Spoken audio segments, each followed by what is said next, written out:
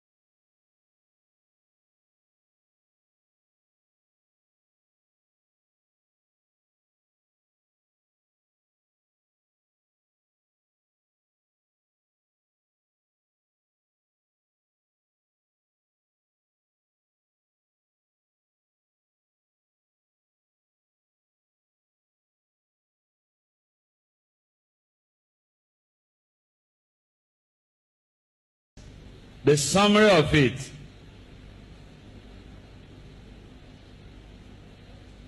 The summary of it is that we cannot run away from this stark reality that Nigeria has to be restructured.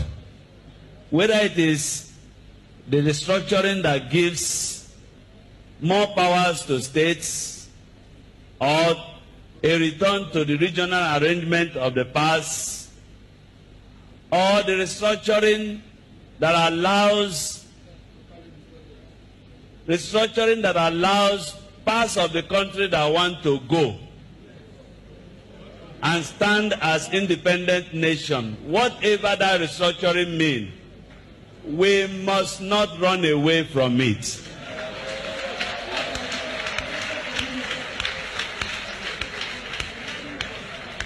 And our position as bishop, and I must say now, I'm carrying you along as a diocese, is that if we continue to pretend that all is well, we will keep bleeding profusely and very soon there might be nothing called Nigeria. Instead of our killing ourselves under the pretext of remaining one indivisible nation, some people say Nigeria's unity is non-negotiable. I want to say it is negotiable.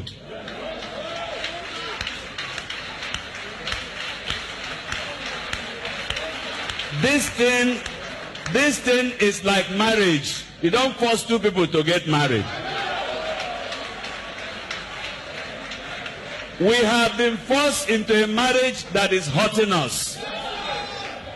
And every day we are dying and pretending to be one.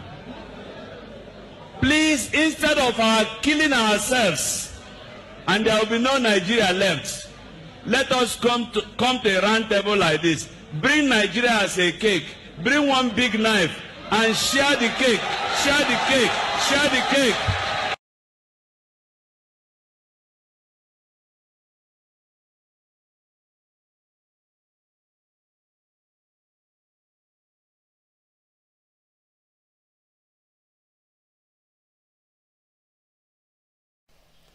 A very good evening and a welcome to another late night broadcast.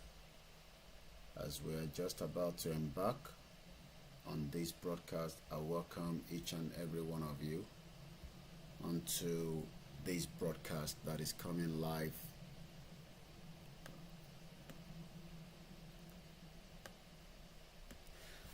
a very good evening once again and welcome to this late night broadcast.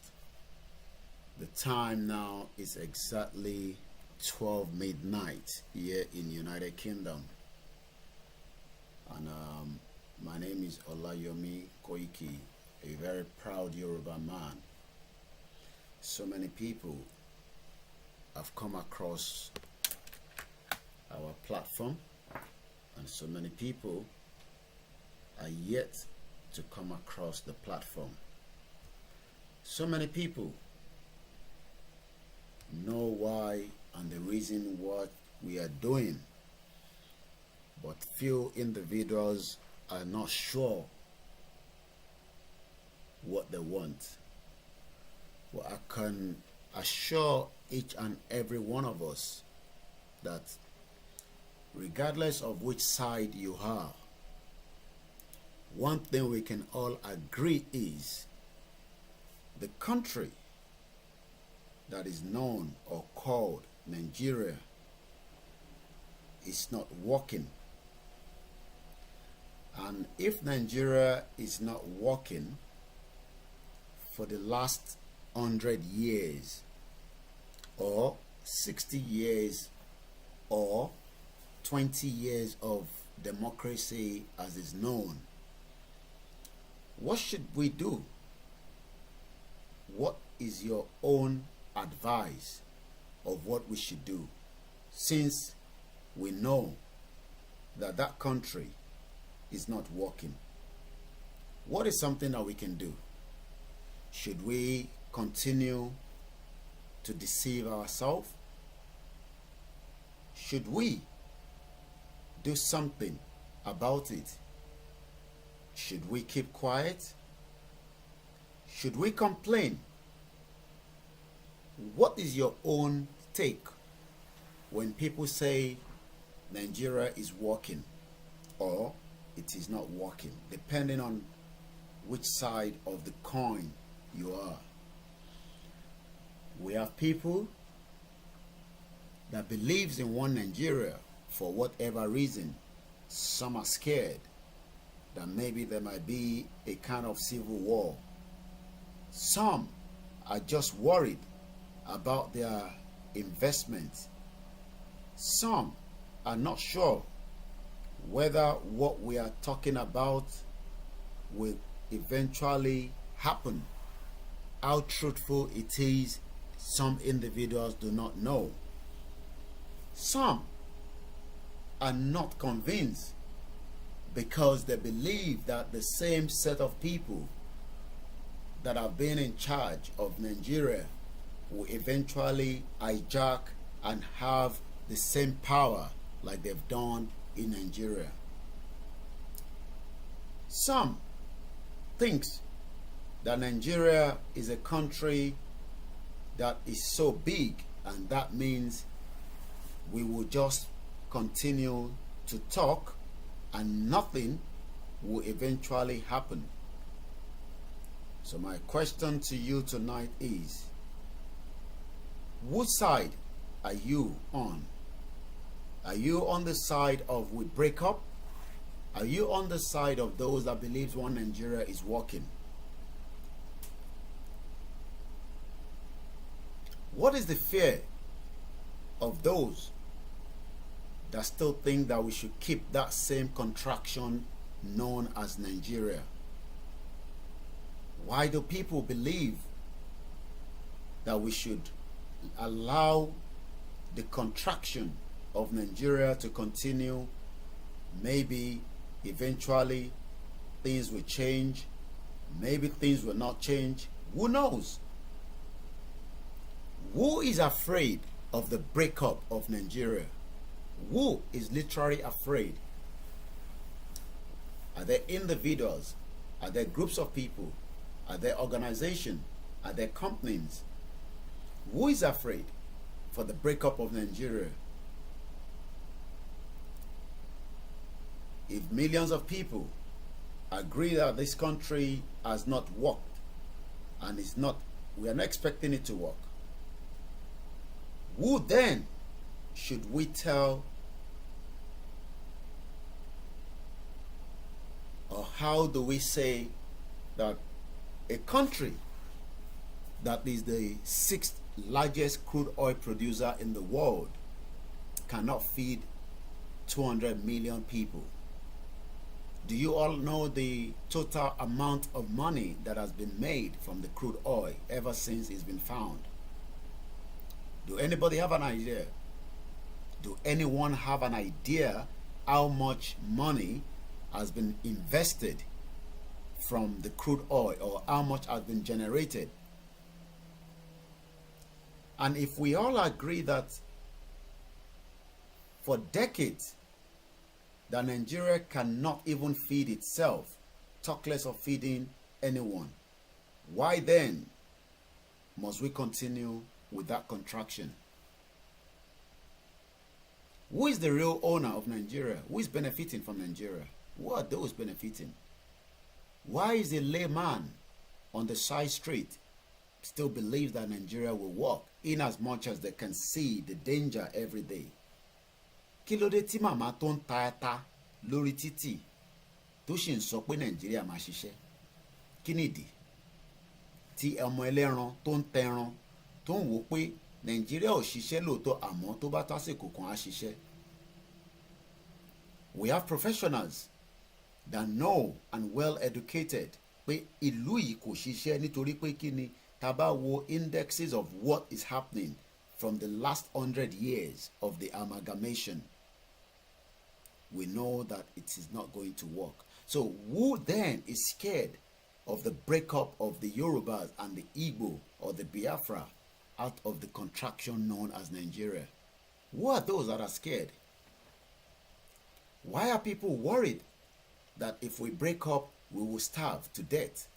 Death is already taking place every day inside Nigeria, or location 9, depending on what you want to call it. Why is people getting peanuts and think that that is more than enough, but they cannot think at the bigger picture that you can stay at home just like I'm doing and then have a better life? Do you know that right here, I can communicate to the world? I can do so many businesses without even leaving this house. Can you do the same thing in any part of Nigeria of today? We talk about the insecurity. We talk about the loan that is being taken on behalf of Nigeria that we do not even know what the loan is being used for. Have you ever slept for a whole 1 year without interruption with your electricity? Ǹjẹ́ o ti sùn fún ọdún kan pé kó má ti iná inú ilé ẹ̀ kó má ṣẹ́jú? Ǹjẹ́ o ti sùn fún ọdún kan pé kó má ti iná inú ilé ẹ̀ kó má ṣẹ́jú? Ǹjẹ́ o ti sùn fún ọdún kan pé kó má ti iná inú ilé ẹ̀ kó má ṣẹ́jú? Ǹjẹ́ o ti sùn fún ọdún kan pé kó má ti iná inú ilé ẹ̀ kó má ṣẹ́jú? Why do you think that all these needs prayer? Why do you think so? Why do people think that we need prayer to solve the problem that mankind can solve without even thinking too much? Why are the Yorubas afraid of cutting out of the contraction known as Nigeria? Why are we afraid? Who are we afraid of? Why must we take direction from the north when we have the vast amount of natural resources to build a new system that will work for me and you? Who is scared? As of today, we have 90 million people that are sleeping as we speak right now. Wọ́n lọ sùn tí ebi ń pa wọ́n. Who is the real owner of Nigeria, and who doesn't want Nigeria to work? Let's play this first video just to remind us of the kind of danger that if we do not stop this contraction now, it can end up become another genocide, another war, because we have people that are already telling us in advance that there's a war, there's a kind of a war that is building up, not what we are saying that will bring the war. The war is there because America told us that the ISIS and the Al-Qaeda are very close to the border of Nigeria. If not, they are already inside. Do you know that every day there's killings and it doesn't look like we have a government that is in operation? Do you aware that our military has been compromised? So who then wants one Nigeria? Let's listen to the first video. Which is it for you, Dr. Obadiah? Do you think the government is unwilling or unable to protect the people of Southern Kaduna? In fact, it is not only unable, it is unwilling, and we have good reason to feel that they are part and parcel of the killers. Let me make some revelations to you. That's a very big allegation, Dr. Obadiah. The government is part and parcel of the killers. Yes. That's big. Yes. Yeah. Okay. How would the government just say, oh, it is revenge killing and so on? Then you leave it there. Oh, because it is revenge killing and so on and so forth. The body language of this administration, the body language of the state government shows clearly that they have a hand in the killings. No doubt about it. Because, you see, General Abacha, and people don't give him his due. Do you think you would have tolerated such nonsense? And let me make some revelations, because some of us also have our own intelligence networks. Okay. Have met with some of the bandits. We have met with some of their high commanders. One or two who have repented. They have sat down with us, not once, not twice. They told us that one of the northern governors is the commander of Boko Haram in Nigeria. Boko Haram and the bandits are one and the same thing. They have a sophisticated network. During this lockdown, their planes were moving up and down as though there was no lockdown. Moving ammunitions, moving logistics, moving money, and distributing them in different parts of the country. They are already in the south, in the rainforest of the south. They are everywhere. They told us that when they finish these rural killings, they will move to phase 2. The phase 2 is they will go into the urban cities, going from house to house, killing prominent people. I can tell you, this is the game plan. By 2022, they want to start a civil war in Nigeria. So if we can hear this is not a statement from last year. This was something that was said less than 2 weeks ago. Then our conscience of we must keep one Nigeria, because one Nigeria is something that we can build, we can work. We are better off when we have a big numbers. No. Let us be together, because when we are big in numbers, we can do so much. What? Talon parọ́ fún wa. Talon parọ́ fún. Pé tá bá tóbi, kí ìtóbi òṣìwò. Ìtóbi tá ti tóbi for 100 years, 60 years of mystery. 60 years tí we can generate crude oil, but we've not been able to enjoy the money of the crude oil. You want to know that? I'll play you another video in just about a few seconds. Tó bá jẹ́ pé Nàìjíríà ń ṣiṣẹ́ lóòtítọ́ lódodo, tíyàn kan lè prove fún mi pé Nàìjíríà ó máa ṣiṣẹ́ o, bọ̀ ká ṣe sùúrù ni o, ó dà pé ẹ̀ ń kánjú ni o, ó máa ṣiṣẹ́ ni o. I guess by now we should not have somebody like this. Igbo or Hausa? Yorùbá ni? Báwo ni? Kí lẹ̀ ń tà? Ẹ́ ń ta? Ẹ̀ ń tọrọ owó? Kí lẹ̀ ike yìí kọ́? Kí lẹ̀ fi ṣe? Ẹ fi ń wẹ̀ fún Igbo lẹ́ ń gbé? Ẹ́ ọ̀rọ̀ wà ń bẹ̀. Ó yá ẹ jẹ́ kí n gbọ́. Lóòótọ́ pure water ni mò ń tà. Pure water lẹ́ ń tà? Ok. Wọ́n wá ní bàbá máa ń kiri pure water. Ẹ sọ̀rọ̀ sókè. Wọ́n ní kí n máa kiri pure water. Mo ń kiri pure water. Ok. Lẹ́yìn kan wá ní kí wọ́n máa ṣiṣẹ́ pé wọ́n ti wò pé mo ń ṣiṣẹ́. Pé kí wọ́n fẹ́ ẹni yìí. Màá tí mo jà wá fẹ́ tán. Tí bá ríyàn tó máa ṣàánú mi. Bẹ́ẹ̀ni. Màá ṣàkúrò. Ṣé ẹni tẹ fẹ́ yẹn wọ́n lákún lórí? Wọ́n fún mi lóyún.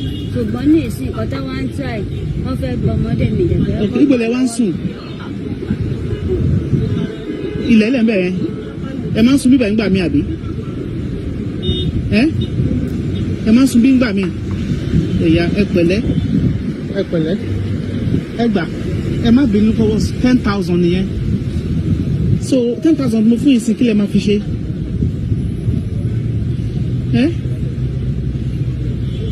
Ẹ má ké.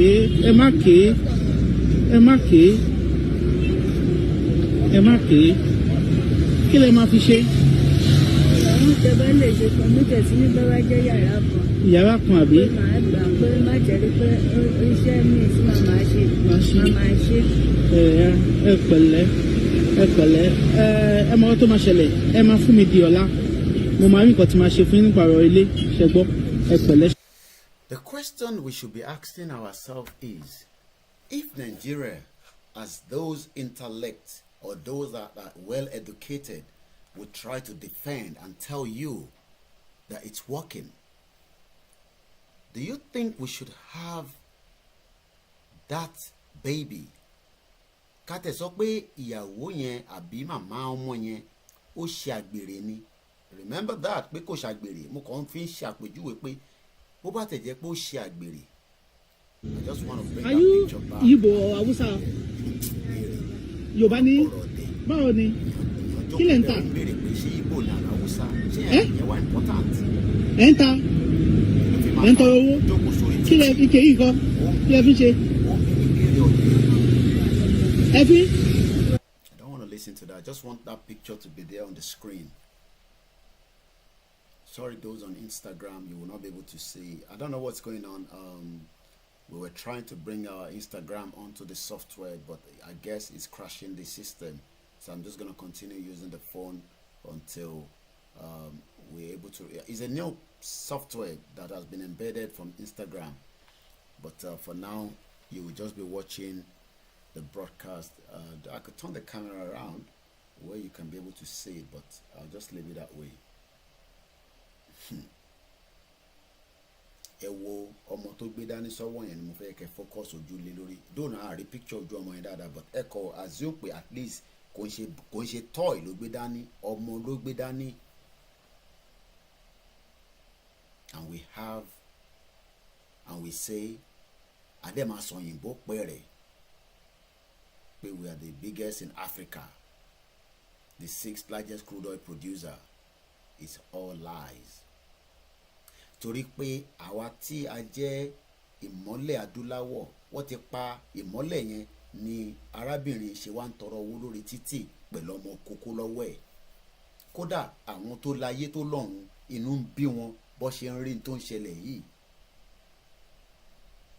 Ara ni wọ́n pé in tí àwọn dá fọ́mọ káàrọ̀ òjìrè kò jẹ́ kí irú ọmọ báyìí, kódà bó bá jẹ́ ìyá ẹ̀ ó ṣe àgbèrè tó fi bímọ yìí, kò gbọ́dọ̀ jẹ́ kí ìyá máa jẹ ọmọ kékeré báyìí.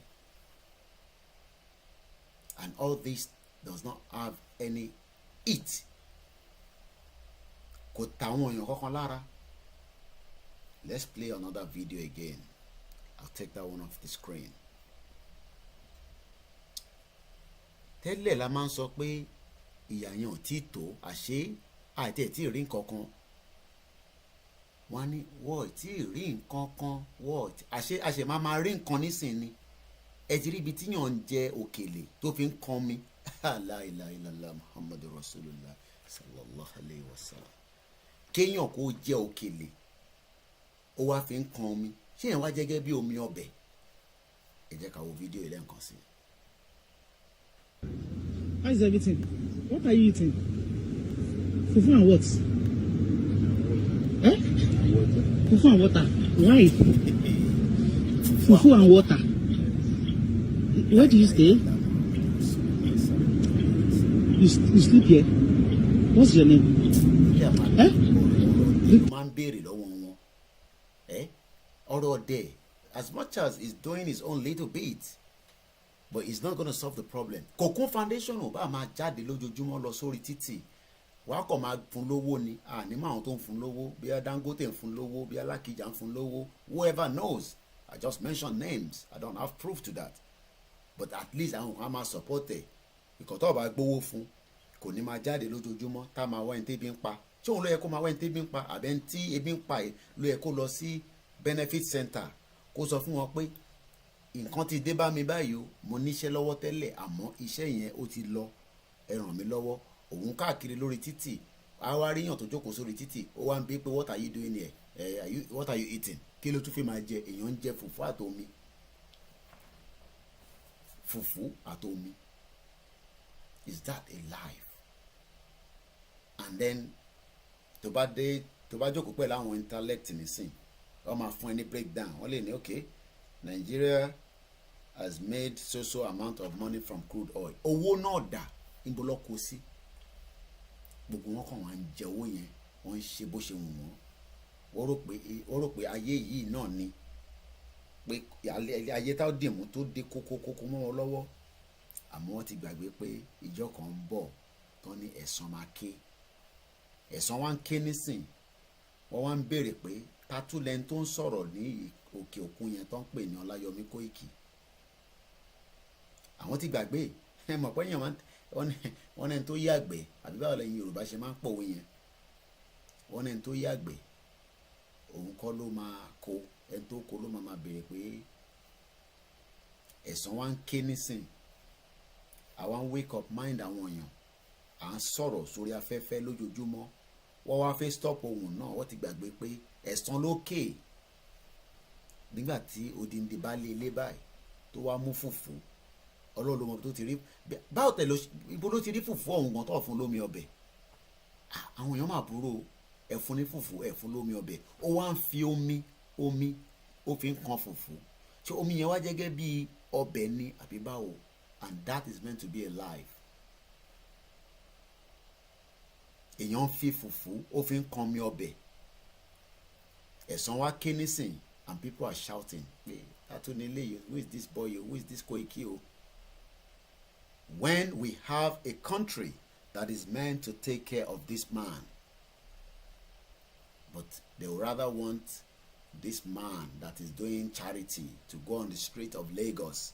Ó dà pé tó máa ń lọ Kwara lẹ́ǹkankan, á lọ Ọ̀yọ́ lẹ́ǹkankan. Ta ló lè máa wá fojú káàkiri? Afọ́jú pọ̀ ní Nàìjíríà. But the question is, why has it get to that stage? If things has been done the way it is meant to be, and to travel tó lọ sí Oman, tó lọ Libya, tó lọ America, tó ń sáré káàkiri bí ẹ̀ṣọ́ oníwòlémọ̀, á wà ní Nàìjíríà, á máa ṣe dáadáa níbẹ̀. Àmọ́ torí pé Nàìjíríà olórí burúkú ni Nàìjíríà, ìlú òṣì, ìlú tí kò ní ṣàǹfààní fún, tá a bá tètè kúrò nínú ẹ̀, ẹ̀mí á máa lọ lójoojúmọ́ ni. Ẹ kọ́ máa ṣe prayer ni, prayer without action, nothing is going to happen. Ẹ bá gbàdúrà títí di ìjọ ọlọ́ ti ń gbàdúrà, kọ́ tó bí àwa lọ́ ti ń gbàdúrà. I'm 42 years old. Òfin pé wọ́n ló màdúrà gbà, ẹlòmíì ní sáà náà òun ló màdúrà gbà, ó rò pé wọ́n ló màdúrà gbà. With the contraction that you call Nigeria. Àwọn kan ní pé but àwọn tẹ̀ ń jà fún yẹn. Ìyàn kan pé mi láyà. I receive a lot of calls every day. Sábà kàn ń sọ̀rọ̀ mú kàn máa kàn jẹ́ kó sọ tán fún wọn sọ tán. Àwọn tẹ̀ ń jà fún yẹn ẹ mọ̀ pé wọ́n ṣe kinní kan ẹ mọ̀ pé Nàìjíríà. So nítorí pé àwọn tá à ń jà fún nísìn wọ́n believe wa we should leave this world and allow injustice to take place. 1,202 Christians have been killed this year. Ọdún yìí ò tí ì parí èèyàn 1,000 èèyàn kan kú l'Amẹ́ríkà ẹ wo gbogbo wàhálà tó dá sílẹ̀ ilé ayé and Nigerians are keeping mute. Churches not talking. Mọ́ṣáláṣí wọ́n sọ̀rọ̀ àwọn oníṣẹ̀ṣe olúkálukú wá ṣà ń ṣe tiwọn. Gbogbo yẹn wá ń bẹ̀rù ìjọba àná wà ní democracy. Ó sì dàbí ẹ rántí ìgbà tí military tó wà lórí oyè ẹ̀rù wa ń ba aráalé ó ń ba aráàta ẹ bá ní kọ́ ṣe kinní kan ní àwọn àfẹ́ kọ́ gbé ó wá di pé àwọn tó wà nínú ilé ẹ ti fi ebi pa wọ́n ẹ tún fi ìbẹ̀rù ẹ fi sí wọn lọ́kàn. And people think it's normal. And people think we are the one that is crazy. Ẹlòmíì ní you are the one. Ìgbé mi tẹ̀ ń gbádùn nísìn ìmọ̀ wà lábẹ́ náà òun ni mò ń mu yìí ni tí o fẹ́ wo ohun tí mò ń mu. Ìwọ tó ń jìyà sórí iron ló ń pè òun mo fi ń top up. The question I'm asking you that have seen our video and you are complaining, do you have light in Nigeria? Ǹjẹ́ o níná nínú ilé ẹ? Ǹjẹ́ íńtánẹ́ẹ̀tì tó ń lò tó fi ń gbọ́ mi nísìn ní Nàìjíríà ǹjẹ́ sáfíìsì tí ò ń sanwó fún ǹjẹ́ wọ́n ń ṣe déédéé fún ẹ? Can you guarantee ṣé ká try ẹ̀? Èmi ò kàn lè ṣe nuisance call ní láti pe 999 nígbà tí kò sí emergency. Ǹjẹ́ o lè pe 999 nínú ilé ẹ ní wákàtí kí ambulance kó jáde kódà kó bá lè kókókó helicopter gan wá gbé jáde? Ǹjẹ́ o lè ṣe yẹn ní Nàìjíríà tó ń pe wọ́n Nàìjíríà? Ǹjẹ́ àwọn ọmọ tó wà lábẹ́ inú ilé ẹ tí lọ́wọ́lọ́wọ́ nísìn lẹ́yìn abiyamọ ǹjẹ́ o lè lọ sí ilé ìwòsàn nísìn kó fún ẹ ní paracetamol? Inú ilé ẹ tó jókòó sí nísìn tó fi ń wò mí ìwọ tó ń wò mí ní Nàìjíríà tó fi burglary proof pé kí o lè àwọn ajagun jólè kó má wá kí ẹ mọ́nu ilé.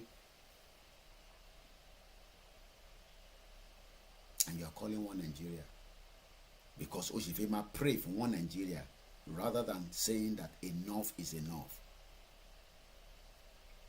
Àwọn ní wo torí pé ẹ̀yin tí làákàyè yín ti kú káwa má ṣe the right thing. Àwa má ṣe the right thing even with ever way you think or whatever. Ẹlòmíì nísìn when people call me I just listen.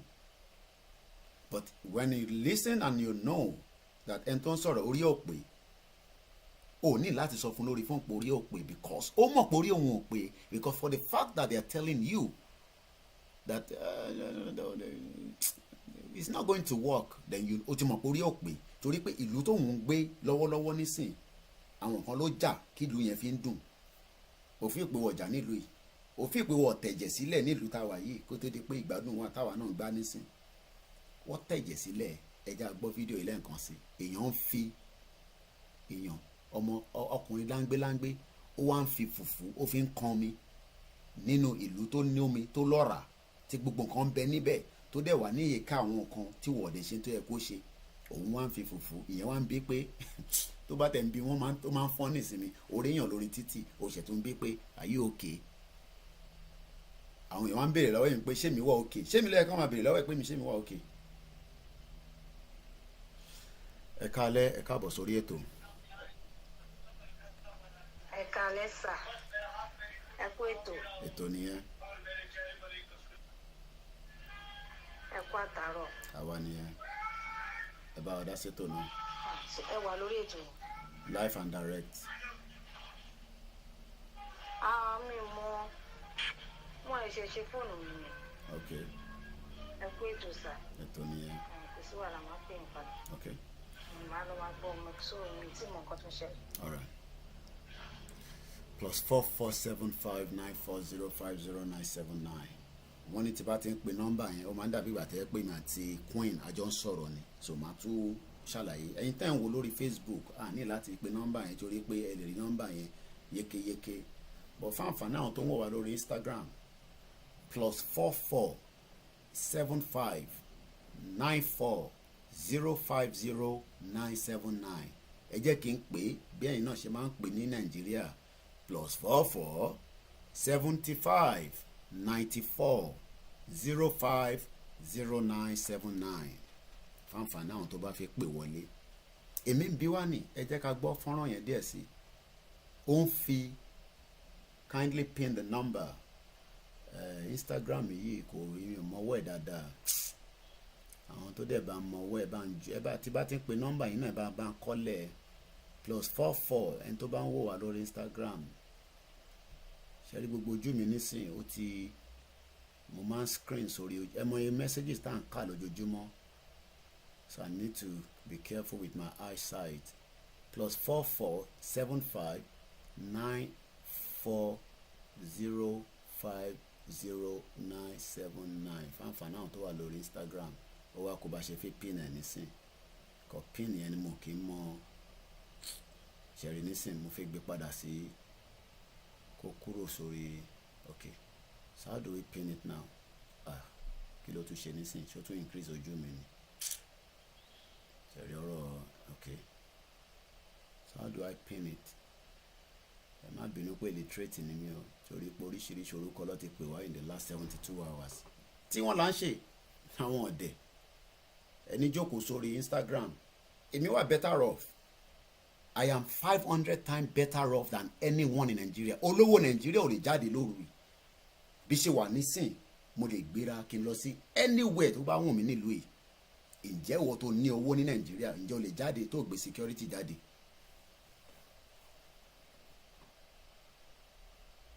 ẹ já gbọ́ fídíò yẹn lẹ́ẹ̀kan sí ẹ jẹ́ pé èèyàn ń fi fòfò fi ń kan mi mo tẹ̀ gbọ́ yẹn rí.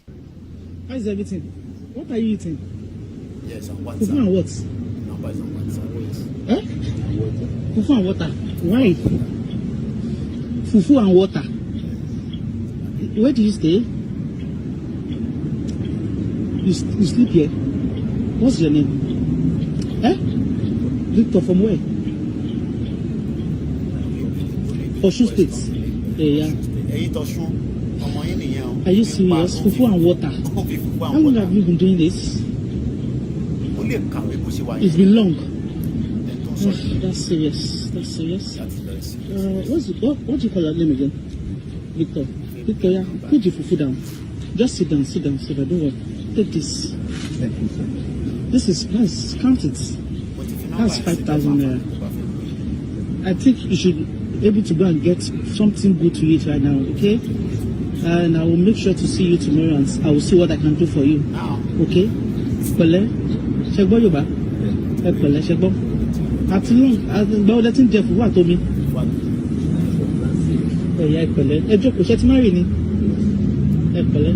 So just go out now and get something good to eat. Ṣẹgbọ́n. Ọlọ́run fún yín lálàáfíà. Ṣẹgbọ́n. Okay, I will come here tomorrow, then I'll. tó bá dẹ̀ gbé sórí Instagram nísìnyí wọ́n á ní kò kún èèyàn ńlá nítorí kí ìjọba máa ṣe life nìyẹn. àwọn tó wá rí fídíò tó yẹ kí inú máa bí wọn kó yẹ kó máa kanra àwa táwọn kanra tínú ń bí àwọn ẹlòmíì ó yá data tó fi lọ wo ní tí ó wò lórí Instagram ó yá data ni o inú ilé tèmi wà nísìnyí device mélòó mo tàn sílẹ̀ 1 2 3 4 5 I'm running on 5 device. It's not free but kódà tó bá pa nísìn tí wọ́n sọ reason tó fi pa ọmọ aláti compensate mi ǹjẹ́ wọ́n lè ṣe bẹ́ẹ̀ sí ibi tí wọ́n wà àwọn MTN Glo Airtel àwọn Spectranet 419 ní gbogbo wọn a country that is already in ẹgbọ́n táwọn bishop yẹn sọ pé kó gbé ọ̀bẹ síta ká pín kólúkálukú máa lọ. It's a nasty country but some people believe in that same shit hole. I call it a shit hole. Zoo ó bẹ́tà ju Nàìjíríà yẹn lọ. tẹ́lẹ̀ táwọn ọmọ Ìgbò yẹn tó bá ń sọ Yorùbá mi a máa bínú a máa tara ṣé kò sàn jù lọ. We have a caller. ẹ káàbọ̀ sórí ètò. ṣàlàfíà lẹwà Mr. Koiki. àdúpẹ́ fọlọ́run. àwọn èèyàn yín láti Nàìjíríà. mo ti rí bẹ́ẹ̀. àti tẹ̀lé yín mo ti ń tẹ̀lé yín lórí Facebook lórí Twitter lórí Instagram for the past 2 to 3 years báyìí sìn. ẹ ṣé gan ni. I've been one of your favorites, and I'm also a conveyor and an advocate of Oduduwa Republic. Thank you very much.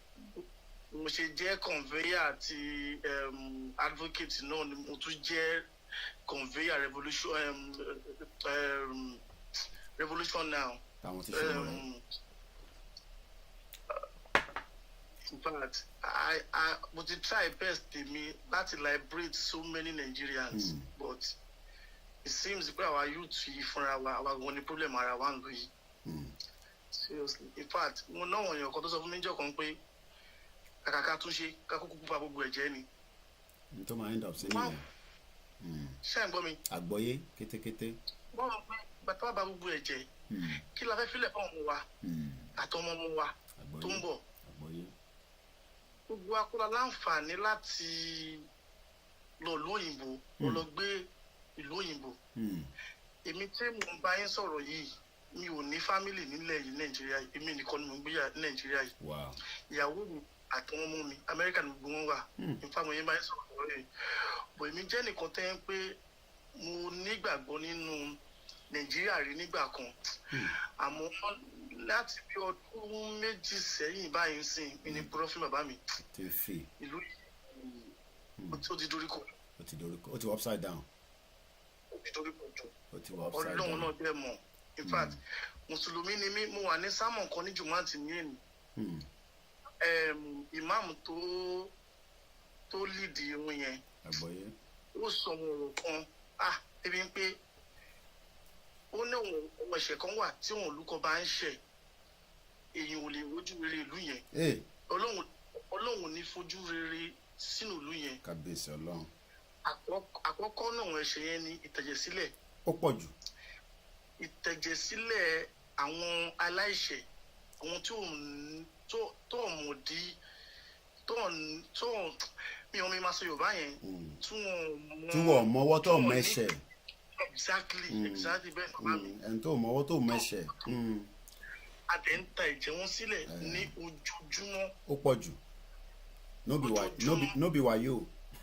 In fact mo sọ ọjọ́ kan mo náà wà tá à ń gbé ní South West Nigeria Èkó lèmi tí ń bá yín sọ̀rọ̀ mo ti ń bá yín sọ̀rọ̀ yìí in fact Lagos Island mo ti ń bá yín sọ̀rọ̀ báyìí àwa tá à ń gbé South West àmọ́ orí tọ́lọ́run ṣe fún wa àwọn tó ń gbé northern part of this country in fact. ẹ̀mí wọn ti wà lókè ìbáwọn kan ló wà nínú IDP camp tó ti rọra ń gbé níbẹ̀ tí wàhálà tó dé bá wọn tó fi rọra manage wọ́n wá sọ pé ilé wọn community wọn ti wà òkè kó padà wá àṣé death trap ni. bẹ́ẹ̀ni o. kò tí pé 72 hours tó kúrò nínú camp tó padà sí community wọn ní Boko Haram dẹ̀ drive 20 truck nílùú tó níjọba tó ní government 20 truck wọ́n dẹ̀ drive wọlé wọ́n dẹ̀ pa àwọn tó máa pa àwọn tó jẹ́ obìnrin tó mọ̀ pé ó lọ́múláyà tó lè kì mọ́lẹ̀ tí tára bá gùn wọn bí ọkùnrin wọ́n kọ́ àwọn yẹn lọ kábíyèsí Ọlọ́run. There is no solution to this country than kóníkálukú ló ń lo ẹ̀ wàláì tàláì kóníkálukú ló ń lo ẹ̀ Yorùbá ká múra wa ká ṣe wa lóṣù ọ̀wọ̀ ká pín tí àbádẹ́ lè pín gẹ́gẹ́ bí nǹkan tá à advocate báyìí bàbá mi bó jẹ́ ogun ni bó jẹ́ ìjà ni kò sí bó ṣe máa rí ìtẹ̀jẹ̀sílẹ̀ máa wà ẹni tó máa kú ẹni tó máa kú máa kú. òun tó máa ń dàmú ni àwọn tó sọ pé kò ní sí ìjà yẹn ká ṣe máa wò ná. èèyàn tó máa kú tó bá fẹ́ ìyípadà nílùú yìí o nílùú táwa yìí o Nàìjíríà táwa yìí o. ìlú ọ̀dájú kò sígbà tí bá wá sẹ́kọ̀ọ́ báyìí public transport ni mo máa ń lò for the last 5 years mo fi wá sẹ́kọ̀ọ́ màá dẹ̀ máa wò báyìí màá wò pé ẹ ṣe ń wẹ́n tó ń ṣe àwọn ní òtó bá délé oṣù máa rí mi iwájú máa lọ o torí tèmi bá ń wọ́rì nípa ilé wọ́n máa sọ fún mi pé 3 sì wà níwájú o. ó wà wájú bẹ́ẹ̀ ni ẹ̀yin tẹ́ ń gbé ìlú òyìnbó tẹ́ wá ń bá wa lẹ́kọ̀ọ́ tẹ́ wá ń ṣọjọ́ mélòó kan oṣù kan pẹ̀lú wa ok ọ̀rẹ́ mi kan ó travel lọ sí UK láìpẹ́ yìí ká tó bẹ̀rẹ̀ lockdown yìí bí late last year bàtó máa wá dé ó wá rẹ̀ wọ́n ṣe sí kan láàrin wa wọ́n á sọ fún pé àwọn kan tó rí yẹn kó tó travel lọ àwọn kan yẹn ti wà. normal ni tó ti yé bàbá mi. normal ni ìgbà tó dé yẹn ló ṣe wá rí pé kò normal. ìgbà tó dé rò mí torí pé you are in a same society. bẹ́ẹ̀ni same society. we realize that it's things that abnormal. are happening in Nigeria are not normal. nígbà tó wá padà sílùú yìí ó wá realize pé ẹ wá ṣé àwọn èèyàn dàlá ń gbèlú yìí ṣá. animal ni animals. ṣé àwọn èèyàn ló ń gbé. ní human sympathy. àná ọmọ máa sọ fún mi mo wà ní tí bá wá sẹ́kọ̀ọ́ because máa ń gba Ìkẹjà long yẹn dáadáa lálẹ́. okay. I don't drive máa ń lọ tẹ́lẹ̀ mọ̀ pé mo ṣẹ̀ dé but tí bá wá ń wo èrò ní bus stop aago 6 títí di 8 o'clock àìtí rè mọ́tò màá mọ̀ pé ẹ̀mí wo làwọn ilé ìjọ Ọlọ́run ní pẹ́ kú pẹ̀lú bó ṣe ń bá lọ yìí. This is not a lie. bẹ́ẹ̀ni ẹ lè imagine a wà ní lockdown for 2 to 3 months lẹ́kọ̀ọ́ àwọn ìjọba wa wọn realize pé wọn fẹ́ tọ́ Mainland Bridge ṣe wọn realize pé wọn fẹ́ tún wọn ọ̀nà ṣe wọn wá dàda ṣíwálẹ̀ fúngbà díẹ̀ wọn is lockdown temporarily. ìgbàlọ́ wa fẹ́ ṣe tọ́ Mainland Bridge. ìgbàlọ́ wa fẹ́ ṣe gbogbo ọ̀nà tó wà lẹ́kọ̀ọ́. ṣé yẹn normal. ṣé ká bá lè mọ̀ pé ẹ̀ ń ṣe ọ̀nà nígbà tẹ́ tí wàá mọ́lé tí a jáde kí ló mú yín tí ẹ fi gbà yẹn ṣe ohun tó fẹ́ ṣe yìí tó ò sí ọkàn tí tó ṣe tó máa disturb yín nígbà tó wá rí in fact. ṣé o mọ̀ pé mo wà lójú Ẹlẹ́gba níwájú Tẹ́jú Show market bọ̀bọ̀ yẹn dẹ̀ ní Yaba ó dẹ̀ ń yí ní gbogbo lẹ́lẹ̀ lára báyìí èmi dẹ̀ ń wò níbi tí mo ti rí ara ti ń ni mí o sì máa rí mi níwájú omi ẹni tó wà tó ń yí báyìí this is not normal tó bá rí gbogbo ilẹ̀lẹ̀ kàn yíra mọ́lẹ̀ báyìí ló ń yí bá mo ń sọ fẹ́ ìtajọ́ náà pé eléyìí ò ná ó náà sì máa rí méjì já máa lọ o já máa ara dẹ̀ ń tẹ̀ mí bí ṣe ń rí pé this is not normal.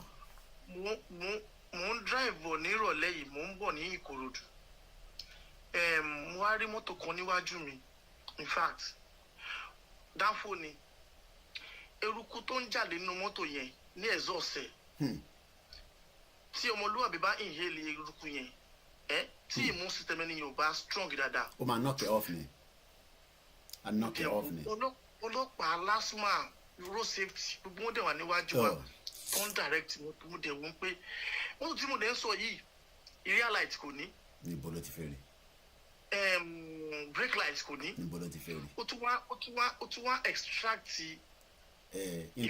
nítorí kò pa òun nìkan mọ́ nísìnyí ó tún fi ń pa ẹlòmíì tó wà níta. àwọn ẹlòmíì bẹ́ẹ̀ lọ́wọ́ èèyàn dẹ̀ wà nù dáńfò yìí náà wọ́n á wúra mi pé lọ́n máa dúpẹ́ tèmi wọ́n bá yẹ. imagine tó ní asthma tó jókòó sínú mọ́tò yẹn tó bá wá kú nísìn wọ́n á ní àjẹ́ kan ló pa.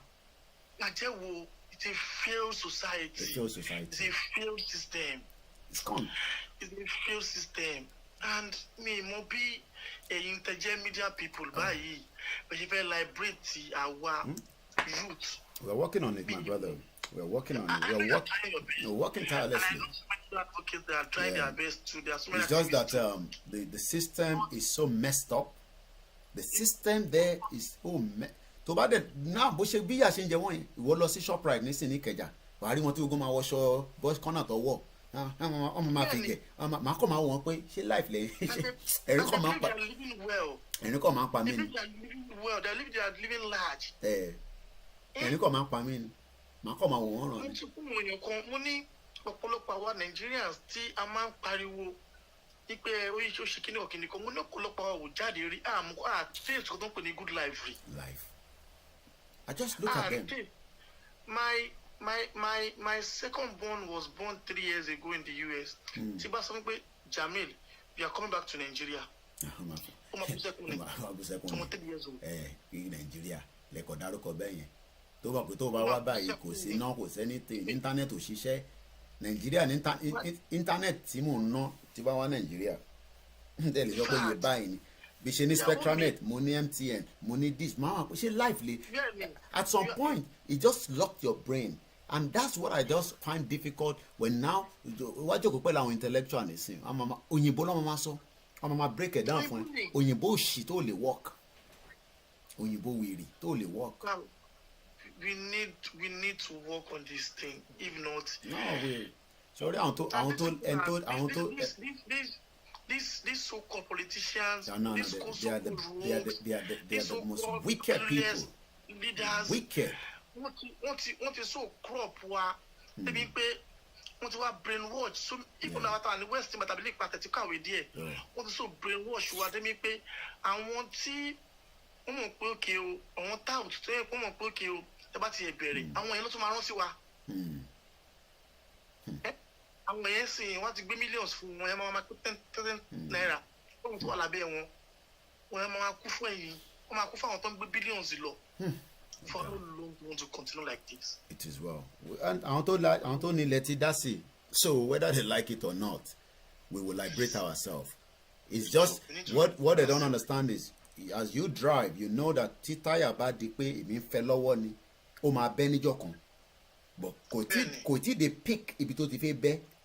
But a ṣe ń fẹ́ fi òun ni gbogbo à ń ṣe lọ́wọ́ nísìnyí à ń fẹ́ but ó mọ̀ pé torí pé south west ó tóbi now imagine air tá a fẹ́ fi sínú ẹ̀ torí pé air yẹn ó máa take some time so air yẹn ni momentum tó ń bá lọ nísìnyí òun ni momentum wọ́n máa rò pé eléyìí dàbí àwọn tó ti ń bọ̀ tẹ́lẹ̀ ni eléyìí yàtọ̀ eléyìí ṣe kí ni ó yàtọ̀ ìtorí pé ó ti ń dé peak ibi tí ẹni tí kò bá careful tó bá kọ̀ lọ sọ̀rọ̀ níta anyhow nísìn.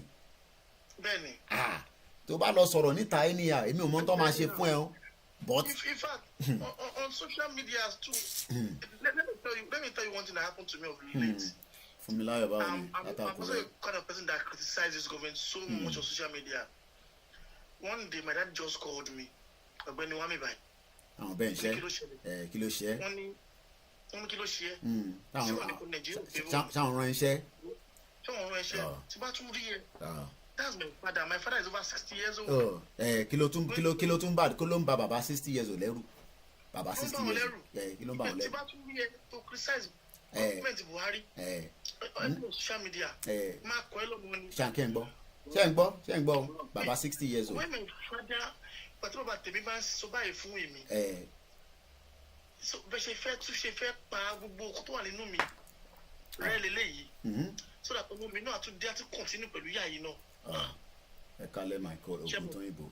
I had to just deactivate my wàyà lo àkáǹtì tẹ́ kó nígbà pé wọn ló sọ̀rọ̀. Exactly. Bí bàbá yìí kó bá fi tiẹ̀ kó bá mi tó bàbá yẹn mọ̀ pé n tó ń bọ́ìlì nínú ẹ̀ ó yàtọ̀ sí tó ń bọ́ìlì nínú tiwọn. Exactly. And this has been the same way they kept quiet for so many years in 1960. Bẹ́ẹ̀ni. Tó dákẹ́ àfẹ́ kú àfẹ́ ṣe gbá kú má pa mí. Thank you very much Funmilayo. Ìgbà wo ni má kò ní kú ikú ta ti ń kú lójoojúmọ́ tẹ́lẹ̀. Ta ti ń kú lójoojúmọ́. Àníyàn kan sẹ́ láàárọ̀ yìí wọ́n sì òkè ó ti dàrú àná nísìn láti kò lọ́ọ́ ti pè mí no ẹni yẹn bíbẹ̀ ló wà ọ̀rẹ́ bàbá ẹ̀ ni 500,000 naira lọ ti ná kí ló pa wọ́n ní wọ́n rí test COVID-19 test ṣe. Imagine. Wọ́n ti ná already 500,000 $500,000 kò ń ṣe pé àwọn eléyìí ò lówó wọ́wọ́ òkè but wọ́n bá gbé wọn dé hospital náà wọ́n gbà wọ́n kí ló dé wọ́n ná láti lọ ṣe COVID-19 test níbo láti máa ṣàfihàn náwó yẹn ìyẹn ló pa bàbá yẹn ṣá. Wọ́n tún rí ṣe. Wọ́n rí ṣe it's that a country. Imagine. And everybody thinks it's normal. Jẹ́ kó lọ bàbá mi. Àfẹ́lómi láyé. Thanks very much. Bá send the message sórí orúkọ ẹ sórí WhatsApp màá lè tún pè é again ṣe gan. Okay, I'll do that. Ṣé ti gbọ́ ọ̀rọ̀ là ń gbọ́ yẹn? Nigeria. Who wants one Nigeria? Who still wants one Nigeria? Èmi ń béèrè lọ́wọ́ wa ni. Who still wants one Nigeria? Ẹ̀yin tẹ̀ ń wò wá lórí all the platforms. Who wants one this nasty Nigeria? Who wants one Nigeria? A country that do not have any plan for anybody. Nigeria is the country that literally has no plan for anyone at all. Not even you that is watching me. Not even me. èmi nísìn ọbí àwọn máa fojú pé ilé tó ń sọ̀rọ̀ yìí báwo la ṣe fẹ́ ṣe jàǹbá fúnra wọn ní tó wà ní mind wọn nìyẹn ẹ̀kọ́ máa wíṣì ni a máa tòlótòló ni a máa wọ̀nyí lọ́kàn but ẹni tó láyé tó lọ́run kò ní fún yín ṣe torí pé kí ni ìtàjẹ̀sílẹ̀ ó ti tó gẹ́. Let's go back again to our sister that is calling us from a very long distance. Ẹ káàbọ̀ sórí ètò ẹ bá wa dá sí. Ẹ kálẹ́ o ètò nìyẹn. Àṣẹ Èdùmàrè o àṣẹ o.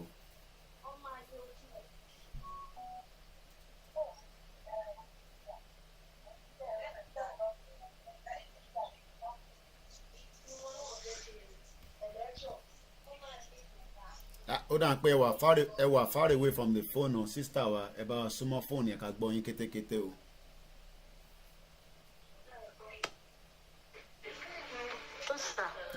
Ó bẹ́tà. ẹ ṣáà ti mọ ẹni tó ń sọ̀rọ̀ Àjọkẹ́ proper ni bá máa forúkọ mi kọ́ tètè mú àwọn òótọ́ ni àwọn ò ń bẹ̀rù ọmọ Yorùbá gidi làwa ọmọ Ìjẹ̀bú kì í bẹ̀rù. a gbọ́dọ̀ bẹ̀rù bẹ́ẹ̀ ni ọmọ akínní wà gbọ́dọ̀ ṣojo bẹ́ẹ̀ ni ọmọ àlè Yorùbá lùmánù tó fẹ́ lọ pé kàn ṣe election.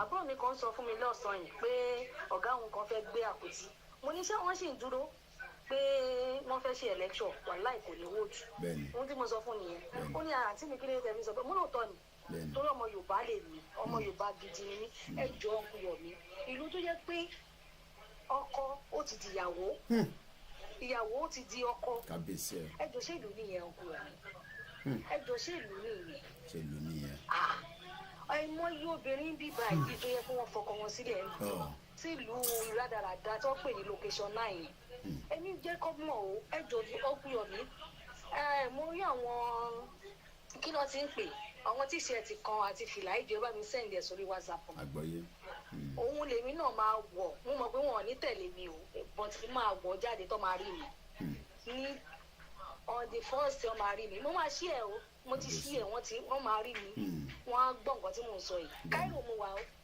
Àjọkẹ́ proper ló ń sọ̀rọ̀ ẹ̀mí ò bẹ̀rù wàláì torí ọmọ Yorùbá ni mí ọmọ Yorùbá gbọ́dọ̀ bẹ̀rù ẹ̀yin èwo ìlú ni ò dáa ìlú ni ò dáa àwa wáyé ni àwọn tó fẹ́ gbà wá lẹ̀ tó fẹ́ gbà wá lẹ̀ tó ọmọkùnrin yìí tó bá jẹ́ ọkùnrin tó dáa tó jẹ́ pé ọkùnrin alálùbáríkà tó jẹ́ ọmọ Yorùbá bí òní sọ pé ní ó máa ní òní sọ pé kí Odùduwà yìí ṣe é ṣe ọmọ àlè Yorùbá ló máa ní kó Odùduwà yìí má ṣe é ṣe ẹnikẹ́ni tá a bá bínú obìnrin ó ṣọkùnrin ló ṣobìnrin ó ṣọ ọmọdé ó ṣàgbà tó bá ní kò ní ṣe é ṣe a máa fi ẹ̀jẹ̀ ẹ̀rú bọ̀ ní ìjà ìkún fọyà kún bó ṣe máa jẹ́ ni òun kọ́ ní kí lọ gbọ́ ètò tó wá dá yín lóhùn. Jazakallah Khairan ọ̀ṣẹ́gun ni Àjọkẹ́ proper nìyẹn láti ilẹ̀ Cairo. The question remains, who still want this one nasty Nigeria? Who? The politicians? The citizens? The international community? The churches? The mosque? The Isheshes? You? Me? Who wants one Nigeria? Who is deceiving who? And they're calling for one Nigeria.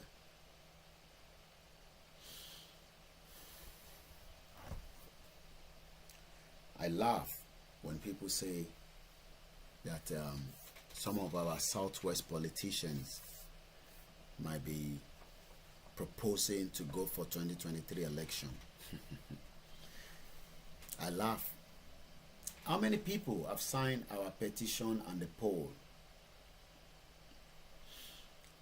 How many people is aware that we have what we call the petition and the poll? Èèyàn mélòó ló mọ̀ nípa poll àti petition tá à ń sọ̀rọ̀ nípa ẹ̀? Èèyàn mélòó ló mọ̀ nípa poll àti petition? Ẹ̀yin mélòó lẹ ti sign ẹ̀?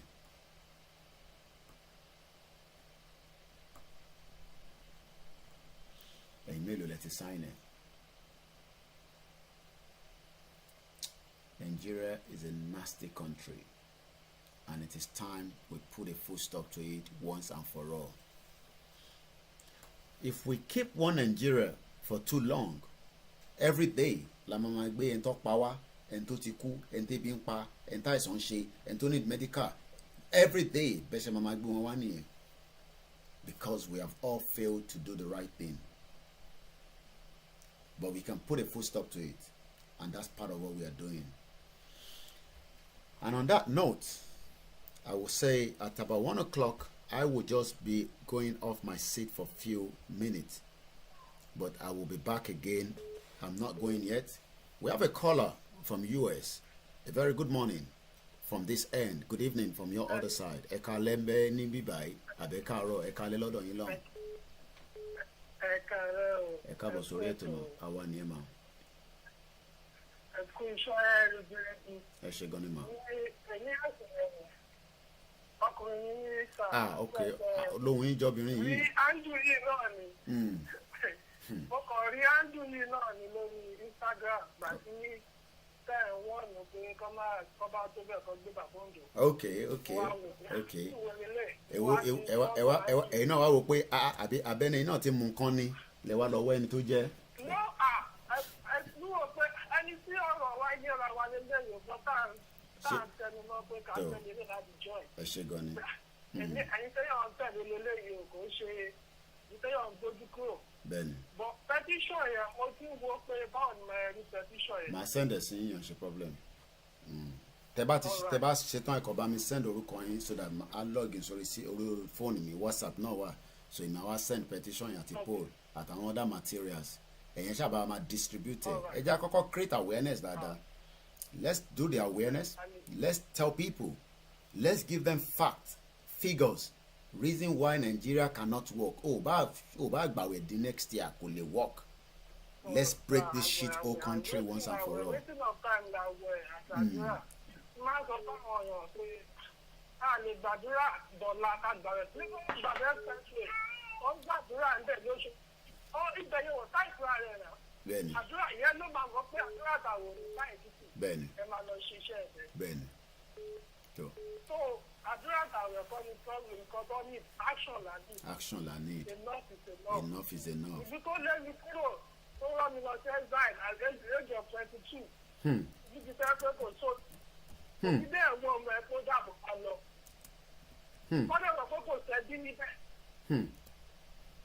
Ọ̀ inú wọn dùn pé ó ń lọ ọmọ pé àìlè ìtìjọ́ tó ti jàjà bọ̀. Àwọn òbí náà pé kó lọ sí ìlú òdì tó sẹ́bí tó lára ń bẹ̀. Ọ̀gá. Tí ìmọ̀ràn wa tí wọ́n débi ìrìnà pé kí. Ọ̀gá. Àwọn òbí mi dùn pé mò ń lọ. Òṣèlú tó máa gba ìwé náà. Bẹ́ẹ̀ni. Wọ́n mọ̀ pé àtijọ́ yìí kò sí kankan. Ṣé ìlú nìyẹn? All right. Ìlú nìyẹn. Bàbá mi sáàbù Nigeria Railway Corporation 30 years. Kò ní rí pension. Pẹ̀mbọ́lá ti fi rí. Wọ́n ti náwó pension. Please send the petition to me. Okay, Ayode Aliu. I will do that. Okay.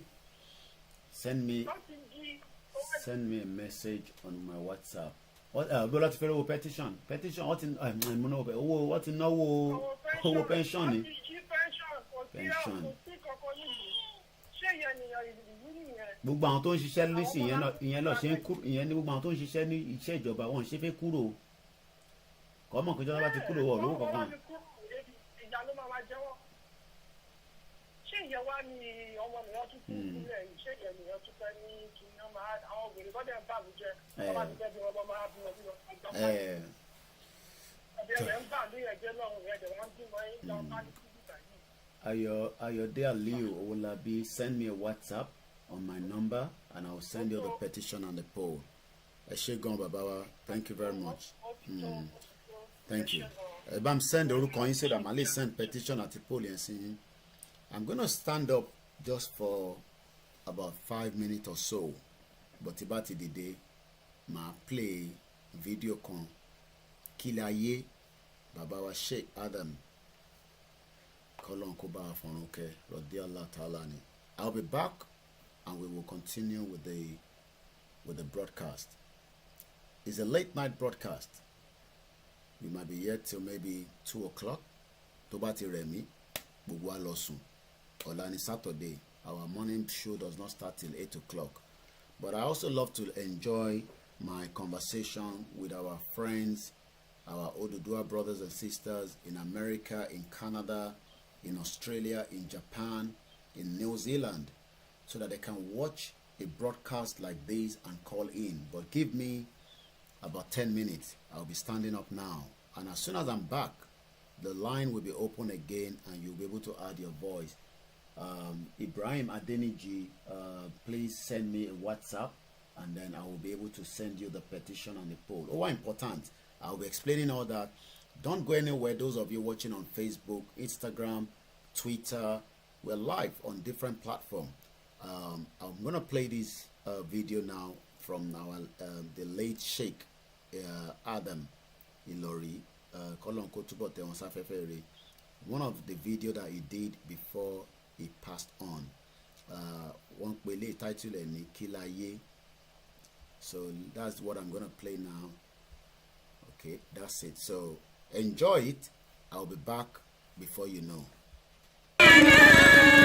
تعالوا باسمك ذي درجتي تعالوا باسمك ذي درجتي تسمو بذكرك ذي رتبتي تسمو بذكرك ذي رتبتي عرفت بك الأنا مقيمتي عرفت بك الأنا مقيمتي عظمت بك الجماعة قدرتي عظمت بك الجماعة قدرتي أزكى تحيتي عليك آدم أزكى تحيتي عليك آدم. àwa bẹ̀rẹ̀ sí ronú wípé kí ni jáyé kí láyé náà àṣàyè rèé báyé ti rí rèé àṣẹyìn á máa kú báyìí ẹnì ààrẹ tí kú sí lásìkò ẹ̀ tí òòrè tí kú síra rẹ̀ nígbà náà yóò máa ṣẹlẹ̀ bẹ́ẹ̀ bọ́ọ̀lù èèyàn bá kú yóò máa ṣẹlẹ̀ bẹ́ẹ̀ bọ́ọ̀mù èèyàn bá kú yóò máa ṣẹlẹ̀ bẹ́ẹ̀ bẹ́ẹ̀ èèyàn ńlá bá kú tá a nífẹ̀ẹ́ sí. Awólọ́wọ̀ wa kú ń jẹ́ àjálù fún gbogbo àwọn ọ̀mọ̀wé Nàìjíríà ń jẹ́ àjálù fún gbogbo àwọn ọba ní Nàìjíríà ń jẹ́ àjálù fún mùsùlùmí àti kìrìyó àti kèfèrí àti gbogbo ọ̀ràn tọ́wà Nàìjíríà. Àmàyà ń bẹ̀ á sì mú wàásì ń bẹ̀ wàásì tá a fẹ́ ṣe ọjọ́ méjì.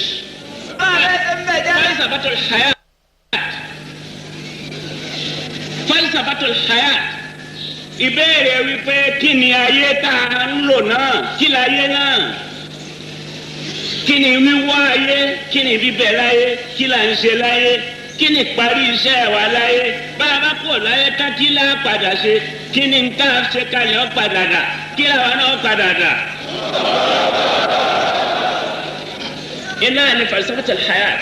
Àwọn onímọ̀ àwọn a máa wá ṣiṣẹ́ léyìí nílérí béèyàn ńlá bá kú báyìí ẹ rí i pé iṣẹ́ náà wọ́n ti ń ṣe kó wá ń ṣe lọ́dọ̀ ara rẹ̀ kó wá ń bira rẹ̀ léèrè wípé ayé yìí bó ti rí náà ni àbí bẹ́ẹ̀ kọ́ òun bẹ láyé àbí òun ò sí láyé òun wáyé ní àbóhùn ọ̀wá kí òun dà ń bẹ̀ báwo lòun ṣe lè ṣe tóun ò fi ní ikú ìwé ẹni táàrẹ ti kú sí òun ló kú yìí.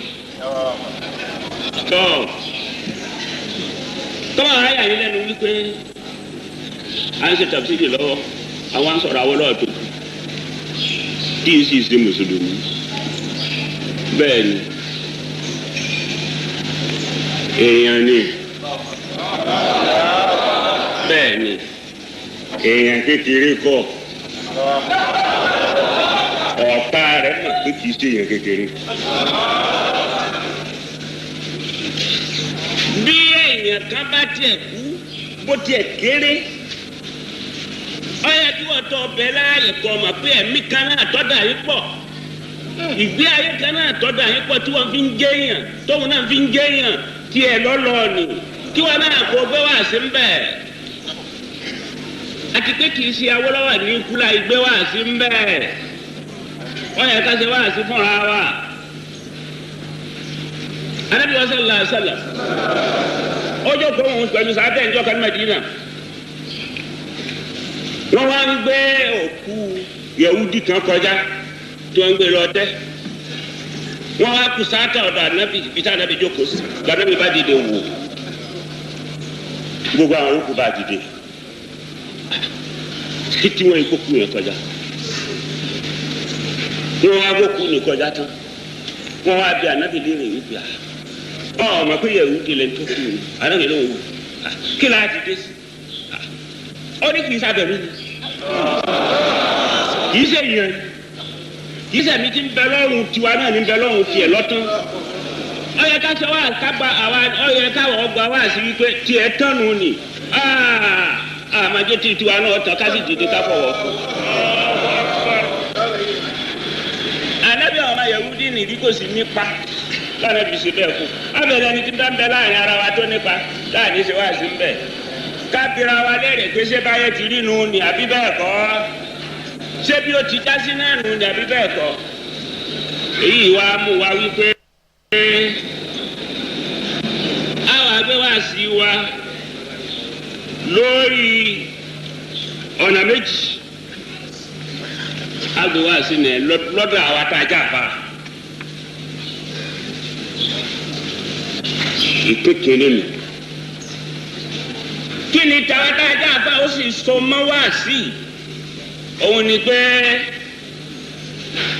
a fẹ́ mú jáde ń bẹ̀ wípé àwa tá a jẹ́ àlùfáà àwa la jogún àwọn ànábì Ọlọ́run àwa la rólé àwọn ànábì Ọlọ́run iṣẹ́ táwọn ànábì Ọlọ́run wá jẹ́ láyé ní wípé ká mú ayé ní kékeré ayé ọ̀jẹ́ nǹkan kékeré láyé ọ̀run ní nǹkan bàbàrà.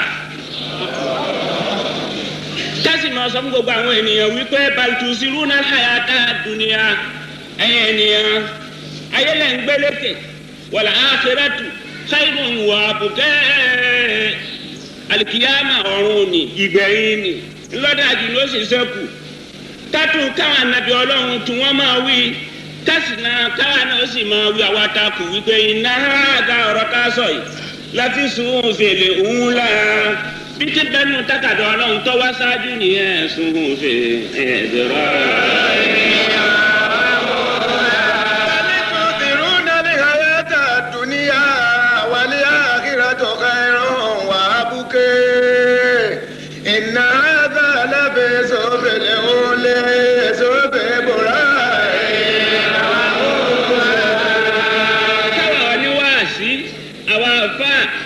gbèsè Ọlọ́run ọba dání gẹ́gẹ́ bá ànábì Ọlọ́run ti gbé dání ntàwọn ànábì Ọlọ́run mú dání ní ká mú dání ntàwọn ànábì Ọlọ́run mú dání ní pé kékeré láyé.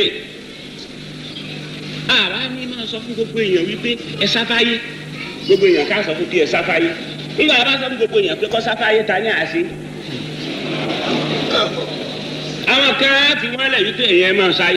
ẹ já padà sórí ẹ ti ń gbádùn bàbá wa Lágége. Orúkọ tèmi lẹ́ẹ̀kan sá máa jẹ́ Ọláyọmí Kóìkì tí gbogbo èèyàn mọ̀ sí Koiki Media. Wọ́n ní a ti dá oríṣiríṣi sí orí social media. Mo ní wọ́n ì tí ì rí nǹkan kan. Òyìnbó á ní wọ́n ì tí ì rí nǹkan kan. Ẹ̀yin tẹ́ bá fẹ́ pè ẹ káàbọ̀ sórí ètò màmá mi tó dá láti ìlú Canada. Wọ́n ní gbogbo ìgbà tí bá ń dárúkọ yín wọ́n máa ń béèrè pé ṣé ọmọ yín ni mí ọmọ yín náà ni mí.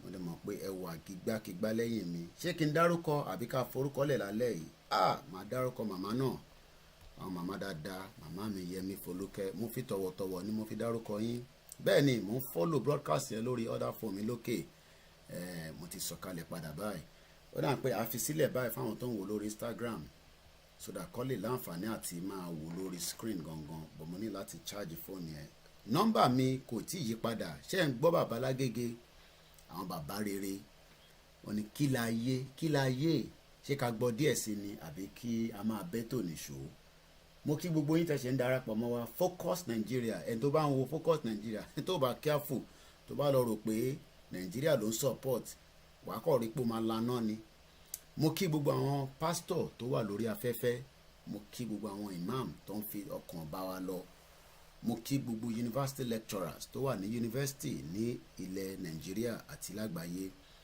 mo kí àwọn wòlíì alàgbà gbogbo yín pátápátá la ṣe ìbà fún. Mo kí ọmọdé inú wa, mo kí àgbàlagbà. Ẹ jẹ́ kí gbogbo wa dá sọ̀rọ̀ tó wà nílẹ̀ yìí. Ẹ má wò wá ràn, à ń bẹ̀ yín ni.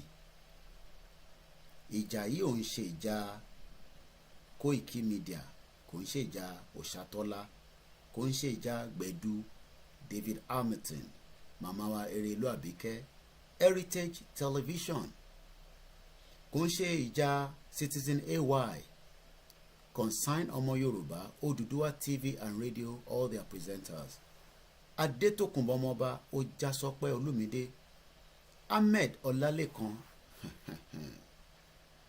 Gbogbo yẹn wá ń béèrè pé ta ni bàbá Èkìtì.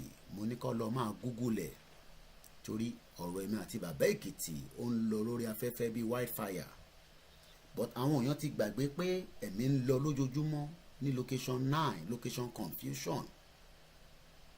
Bàbá wa Lágége wa ń sọ pé kí láyé ọ̀hún gan. Ẹja gbọ́ chíńchíní díẹ̀ sí nínú ohun bàbá náà.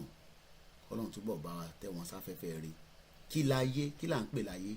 Ẹja gbọ́ díẹ̀ sí nínú ọ̀rọ̀ wọn. Ẹ ṣàṣe dà. Àwọn wà dúró wípé àwọn ò ṣe ayé. Àwa ń sọ fún àwọn tí ń ṣe ayé wípé tí wọ́n ṣe é dáa ni iṣẹ́ káwọn anábẹ́ Ọlọ́run ṣe nù ni.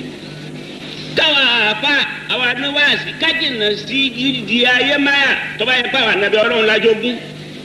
Torí àwọn ò di ayé máyà, àwọn ń sọ fún gbogbo ẹni tó di ayé máyà ni wípé nǹkan kékeré ni tí wàásì sí bá wa nù.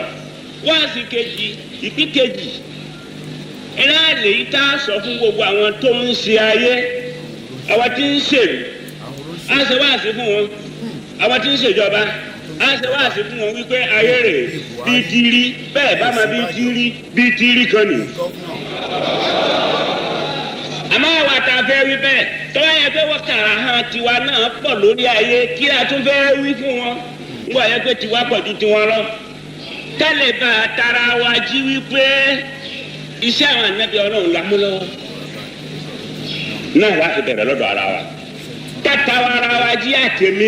Ẹ jẹ́ ń pọ̀ sí ti bàbá so ẹ lè láǹfààní àti máa rí mi náà. Mo ti gbé screen yẹn wá sí ojú mi. +447594050979 bàbá wa Lágége kọ́lọ́n tẹ́wọ̀n sáfẹ́fẹ́ rí. Kí láyé? Kí ni ayé tí à ń sọ pé a fẹ́ kúrò nínú ayé burúkú tí a wà nísìn? Kí láyé ọ̀hún gan? Tá bá lo ti mùsùlùmí, a tún lo ti kìrìsìtẹ́nì, ó wà lọ́wọ́ wa, gbogbo ẹ̀ la ní lọ́wọ́. So màá tún fún yín ní ibi tí lára àwọn pásítọ̀ mi àbá lọ sórí péjì Máyégún, oríṣiríṣi ni wàá bá níbẹ̀. A plane crashed into airport fence. Àní Nàìjíríà yẹn ìlú jàngbára, tó bá ní ìlú jàngbára òun ní Nàìjíríà. Ẹ dá sórí ètò. The line is open. We have a caller that is calling. I know the name of the caller, but tó bá fẹ́ sọ orúkọ wọn bẹ́ẹ̀ wà dẹ́ fi sọ. Ẹ káàbọ̀ sórí ètò bàbá wa. Ẹgbẹ́ra ńlẹ̀ bàbá. Láti Nàìjíríà. Láti Nàìjíríà, location 9 lẹ dárúkọ yẹn. Mohammed láti Nàìjíríà. Mo ń dá yín lóhùn, mo ní location 9 lẹ dárúkọ yẹn. Okay, so mo ní ẹ̀wọ̀ location 419 is out of hand. A lè continue pẹ̀lú amalgamation yìí. Marriage yóò lè work. Ẹ sọ̀dí. We need to break it. It can't work at all. It can't work. It can't work. It's been almost 3 days ago. Mo post lórí rally tá fẹ́ ṣe October 1st. Àgbọ́yé. Lórí Facebook for awareness. Èèyàn kan sọ fún mi pé o má jẹ́ kó gbé ẹ. Mo ní ta ló fẹ́ gbé mi. Mo ní ó wà ní constitution Nàìjíríà tí wọ́n ṣe náà. Peaceful rally mo nílé ò kì í ṣe revolution now. Bẹ́ẹ̀ni kò yé wọn ní. Mo nílé ò ṣe revolution now, peaceful rally lélẹ̀. Mo ní and again ó dẹ̀ wà ní constitution wọn náà pé anybody lè pín kúrò. Wọ́n sọ pé ènìyàn kò lè pín kúrò ní constitution wọn. So ìlú yìí ó fi Ọlọ́run ṣẹlẹ́rìí. Ìlú yìí ó ti crack. Ó ti crack. Kówó ló kù. Kówó ló kù. Kówó ló kù. Kábíyèsí ẹ. ní fídíò kan tí wọ́n sẹ́ndì sórí platform lẹ́gbẹ̀ẹ́ mo padà mo sẹ́ndì ẹ̀ pé ẹ rí ọmọ haúsá tó lóun ṣe kọ́pà national anthem kò ń ṣe NYSC anthem. mo rí èmi náà mo rí fídíò yẹn níbo ló ti fẹ́ kà. national anthem wọ́n máa fi irú yẹn sìn wọ́n máa fi ṣe ọ̀gá lórí àwọn ọmọ Yorùbá tó lọ school tó kàwé torí ẹ pé. àti ibi tí à ń bá lulẹ̀ lọ sí. tó nítorí ẹ̀ mo rọ àwọn èèyàn wa àwọn yóòtù àwọn gangan ní problem. àwọn yóòtù àwọn gangan ní problem. torí mi gangan mo ní sọ̀rọ̀ yìí gan sẹ́ wọ́n ń wo gbà ló ṣe lè ṣèbí èyí náà lẹ́ ń ka mo ní èèyàn lè lọ school ẹni tí ó bá lọ school á ṣà lọ́pọlọ èèyàn lọ school kò tó wá ní ọpọlọ ni mo ní nù náà kò lè lùzù méjì papọ̀ mo ní sùn mi ò lè máa lajú kalẹ̀ báyìí so àbẹ̀tì yẹn báyìí ó ṣe kókó October 1st and poll and petition náà mo dẹ̀ ń ṣe awareness yẹn náà. Ọlọ́run wà lọ́wọ́ mo dẹ̀ gbàdúrà pé Ọlọ́run èyí náà tẹ́ jẹ́ leader wa náà ní diaspora náà Ọlọ́run máa ṣọ́ ẹ̀ àtàbọ̀ ẹ̀ á máa fi gbogbo yín pátápátá. àwọn ọ̀gá wa náà ní Nàìjíríà yìí náà the likes of Mr. Eniola nko Ọlọ́run máa fi ṣọ́ máa fi gbogbo wọn náà àtàwọn táwọn ń tẹ̀lé wọn táwọn ń ṣe awareness náà jírí Ọlọ́run máa gbogbo àwa náà àti bàbá wa Professor Akintoye Ọlọ́run tó máa bá fún wọn lẹ́mìí gbígbà àlàáfíà ara. bàbá dáadáa àwọn bàbá tó ń fẹ́ lọ síwájú ọmọ káàárọ̀ òjíire. síwájú ọmọ káàárọ̀ òjíire ni wọ́n. olùyàtọ̀ sáwọn bàbá kan tẹ́ pé jẹun sókè ni wọ́n. jẹun sókè ni tábà ti jẹun sókè kékeré ní tó kù. ẹ ṣé gan ni bàbá wa tó pè látẹ̀kọ̀ ẹ ṣé gan Mr. Mohammed ẹ ṣé gan Kúfẹ́. láìní ẹ ṣì wà afẹ́fẹ́ ẹni bá fẹ́ bá wa dá sí +44759405. kí ló ń pè láyé kí láyé gan ìgbà mélòó gan la fẹ́ lò nílé ayé yìí tí à ń sọ fún àwọn tó wà nílé pé a ní ẹja break away kí ẹ lè rí ayé lò ẹja tó gbọ́ díẹ̀ sí lẹ́nu bàbá wa. náà àtiwọ́ náà àtẹ̀yìntẹ́ ẹjọ́ mọ kéwú àtẹ̀yìntẹ́ ti dàáfà àtẹ̀yìntẹ́ ń ṣe wáàsì àtẹ̀yìntẹ́ ń kéwú tẹ́ fi ṣe wáàsì tó ẹ pé tọ́lọ́wọ́n ọba ni káma wípé ogun tá a jẹ ogún àwọn ànábì Ọlọ́run yàtọ̀ ìgbésí ayé àwọn ànábì Ọlọ́run ní ká sọ. ẹja tó gbé kọ́là tó ń pè é gbéra ńlẹ̀ ẹ kálẹ́ ẹ káàárọ̀ níbí báyìí. hello láti Kánò ní kọ́ọ̀lì tí ń bọ̀ Kánò mo ti rí ẹni tó ń pè Kánò ẹgbẹ́ra ńlẹ̀ bàbá wa bẹ́ẹ̀ bá fi dárúkọ kò má tà ẹgbẹ́ra ńlẹ̀. ẹ kálẹ́ ẹ káàárọ̀. mo ní lórí rally yẹn náà ni mo fẹ́ sọ̀rọ̀ rẹ lórí. ẹgbẹ́ra ńlẹ̀ já wo. ṣé kò yẹ ká kọ́ńtàtì bóyá bíi àwọn APC yẹn ni torí àwọn èèyàn wá níbi maximum security. nípa ti rally yẹn. n tí wọ́n sọ fún wa lórí fọ́nrán níjẹta àwọn Yorùbá World Congress lára àwọn representative wọn ni pé communique ó sì máa lọ bá gbogbo àwọn governors wa so that means tábà ti submit letter fún wọn pé wọ́n máa hold rally nínú state wọn. I hope and I can understand from the international level that it is the right of the governor to protect all the citizens. àwọn tó fẹ́ jáde wọn ò ní ṣe jàgídíjàgàn peaceful rally ló ń lọ fún. tí ọlọ́pàá bá jáde tó bá ṣe mistake pa èèyàn kan ẹni tá máa hold responsible fún àwa ti mọ̀ according to international standard. mo ti ṣàlàyé ẹ̀ crime against humanity màá tún fi wọn àwọn tí wọ́n ń gbọ́ wa torí pé ètò tá à ń ṣe a fi ń educate àwọn tó wà nílé. a mọ̀ pé bẹ̀rù wà even though pé a sí ìjọba confusion tí a wà yìí tó ń pè ní democracy tó wá fẹ́ di dictatorship mọ́ wa lọ́wọ́. àwa náà ní gbogbo wa ní láti mọ òfin but nítorí pé information kò ń jáde dáadáa nílé kò ń jẹ́ káwọn èèyàn mọ ẹ̀tọ́ àti pé a mọ̀ pé kò sí nǹkan kan tó ń jẹ́ right ní Nàìjíríà but máa jẹ́ kẹ́ sọ̀rọ̀ díẹ̀ sí wáyé tí mo fi gbé èyí tí mo wá jáde èèyàn máa sọ tí ń lọ.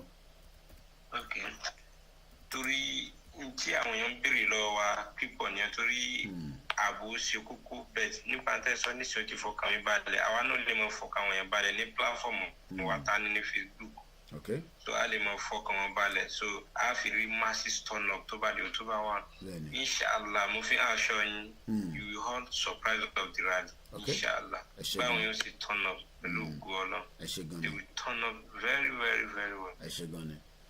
Alright. Tí mo ní kí n sọ ní ẹ ṣe ọlọ́run máa fún yín ṣe. Jazakallah khairan. ẹni tó pè yẹn mo mọ orúkọ ẹ̀ but láti Kánò ní call tó wọlé yẹn bá ṣe ń bá wọn sọ̀rọ̀ ní Kánò à ń bá wọn sọ̀rọ̀ ní Nasarawa. Just quickly to touch on crime against humanity.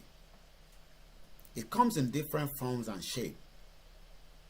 And what you're reading now or what you're looking, and I'll be reading that out, is part of the Article 7 of the United Nations, crime against humanity. For the purpose, okay, we have another caller. Let's go straight to our caller. It's a late night broadcast. A very good morning, caller. Ekaro, Ekabo Soreto. Eba wa mute tẹ̀yìn yẹn pátápátá délẹ̀. Hello, Ekaro, Mr. Koiki. Ekaro, sir. Ẹ kú iṣẹ́ o. Ọlọ́run á wà pẹ̀lú yín o. Ẹ ṣé Èdùmàrè o. Ọlọ́run àwọn alálẹ̀ odò àwọn adúró tì yín. Àmín. Gbogbo àwọn ajẹgúdújẹrá tọ́balẹ̀ Nàìjíríà jẹ́. Ọlọ́run gbogbo wọn pátápátá lọ́lọ́run máa bá wa mú sí àgọ́ ẹ̀. Àmín. Mo fẹ́ sọ̀rọ̀ lórí October 4th yẹn ni. Ẹgbẹ́ralẹ̀. Èmi ní pé gbogbo bóyá àwọn pósítà wa tá à ń gbìyànjú àti ṣe ní gbogbo àdúgbò káàkiri àwọn tí wọ́n ṣe pósítà lọ́wọ́ báyìí. Bóyá ká máa try láti máa fi UNPO yẹn logo wọn yẹn ká máa try láti máa fi sí káwọn èèyàn wá lè máa understand because àwọn máa nídìí ká máa ṣàlàyé fún wọn púpọ̀ kò dẹ́n ṣe gbé èèyàn náà ló mú àlàyé ṣe báwa ṣe ń ṣe yìí láti lè sọ fún wọn ká lè fi convince wọn pé báyìí ni o nǹkan báyìí tẹ̀ ń go through kò yẹ kó rí bẹ́ẹ̀ o kò ń ṣe bó ṣe yẹ kẹ́ máa gbé ayé rẹ̀ o ṣùgbọ́n protest abẹ́ ṣe yìí náà a ti gba àwé òfin a ti gba àwé àṣẹ o wọ́n ti approve ẹ̀ fún wa ẹ̀tọ́ wa ni láti ṣe o so èmi fi pé tí wọ́n bá rí bóyá logo UNPO yẹn tí wọ́n rí ń bẹ̀ wọ́n á ti wò pé kíní ìkànṣe papọ̀ mú nísàlẹ̀ lásán àti lọ́mú látòkè pé ẹ̀tọ́ àwọn ni láti ṣe èmi kọ̀ wò báyìí ni pé àtúndín wa ní ọ̀rọ̀ sísọ àlàyé ṣíṣe àtúndín wa níyẹn kò díẹ̀.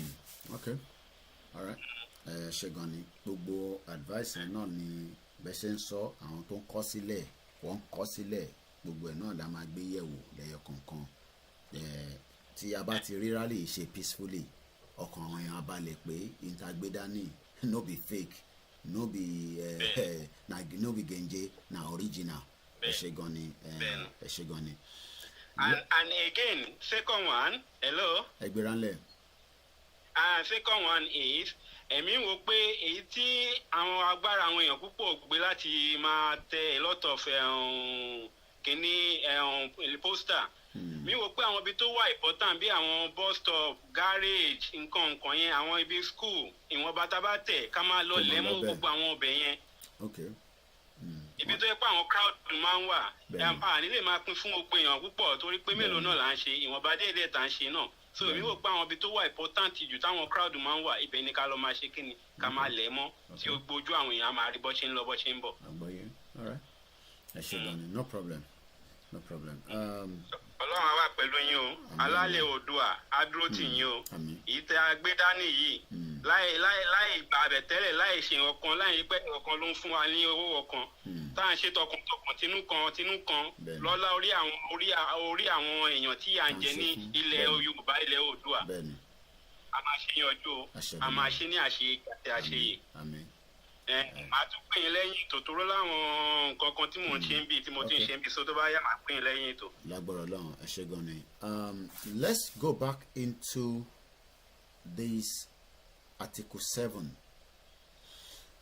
For the purpose of statute, crime against humanity means any of the following acts when committed as part of a widespread or systematic attack directed against any civilian population, anyone tó wà nílẹ̀ káàárọ̀ òjíire, anyone in Nigeria, whether systematic, whether widespread.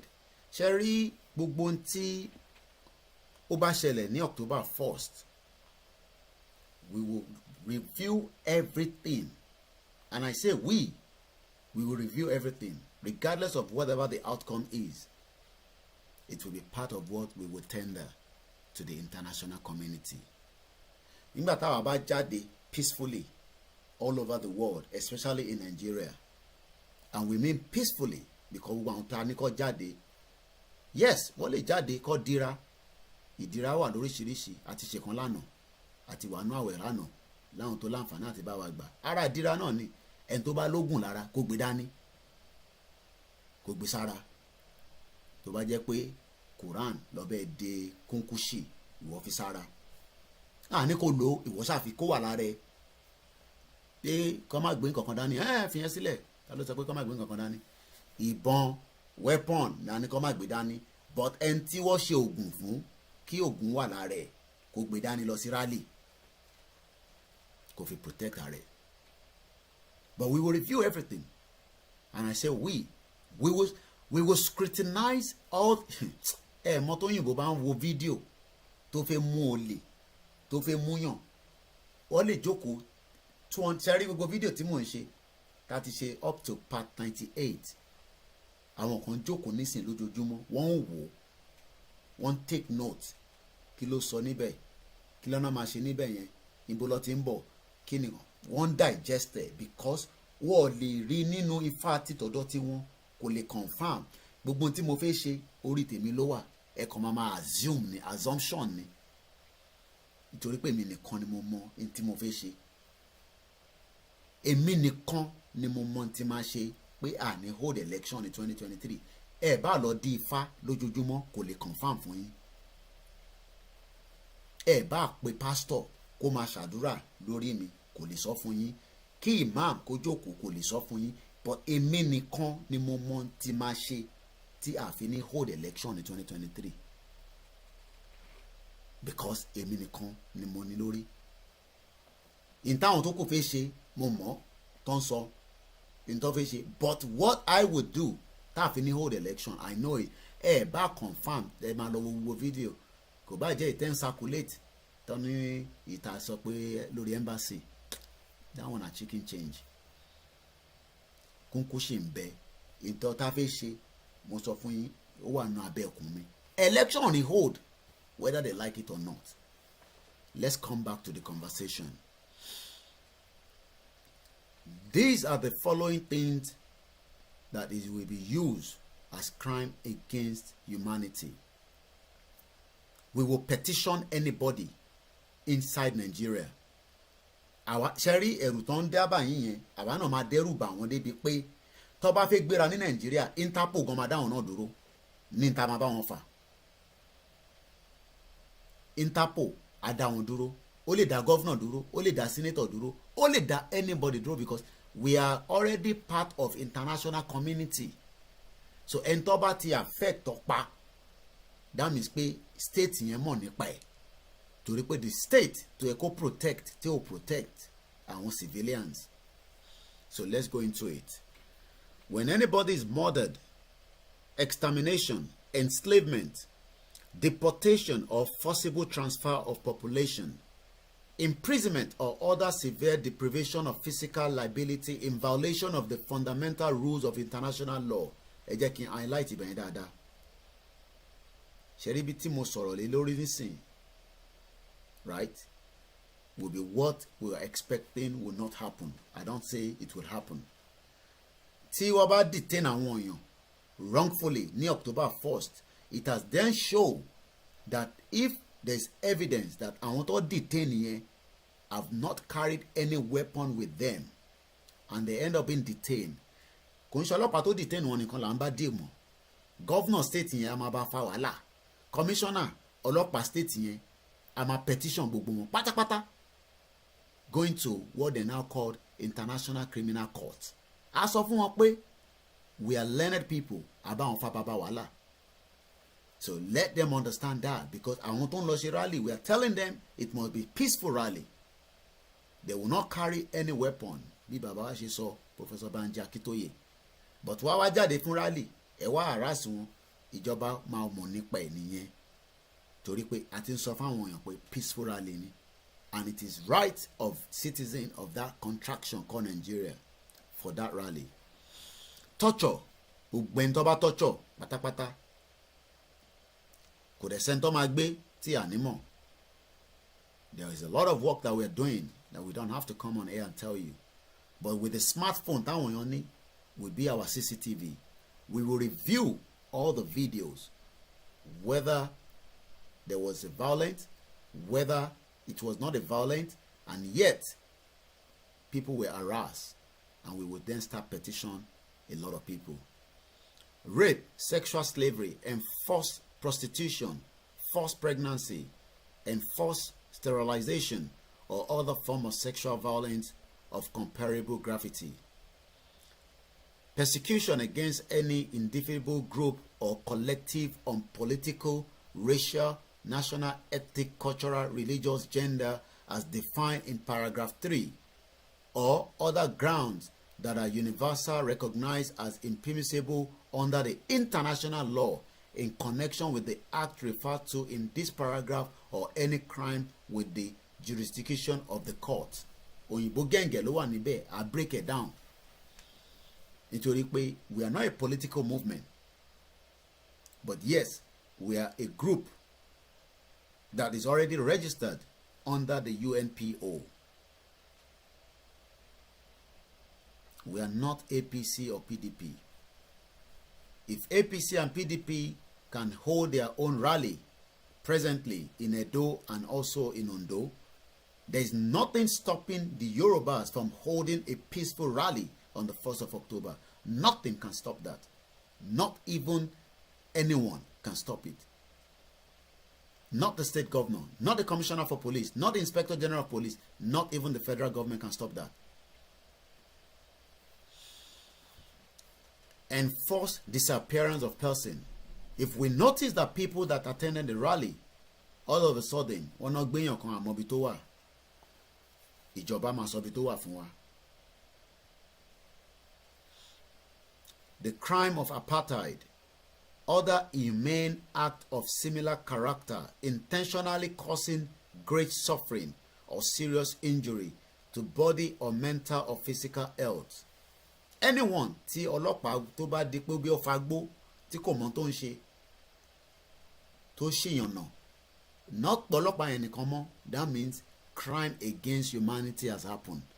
We are already documenting a lot of other crimes that is taking place. Ẹ mọ̀ pé torí pé àwọn sójà tí mo release picture wọn lórí Facebook lọ ṣe lock wa out, ṣẹ́rí gbogbo crime yẹn and documented.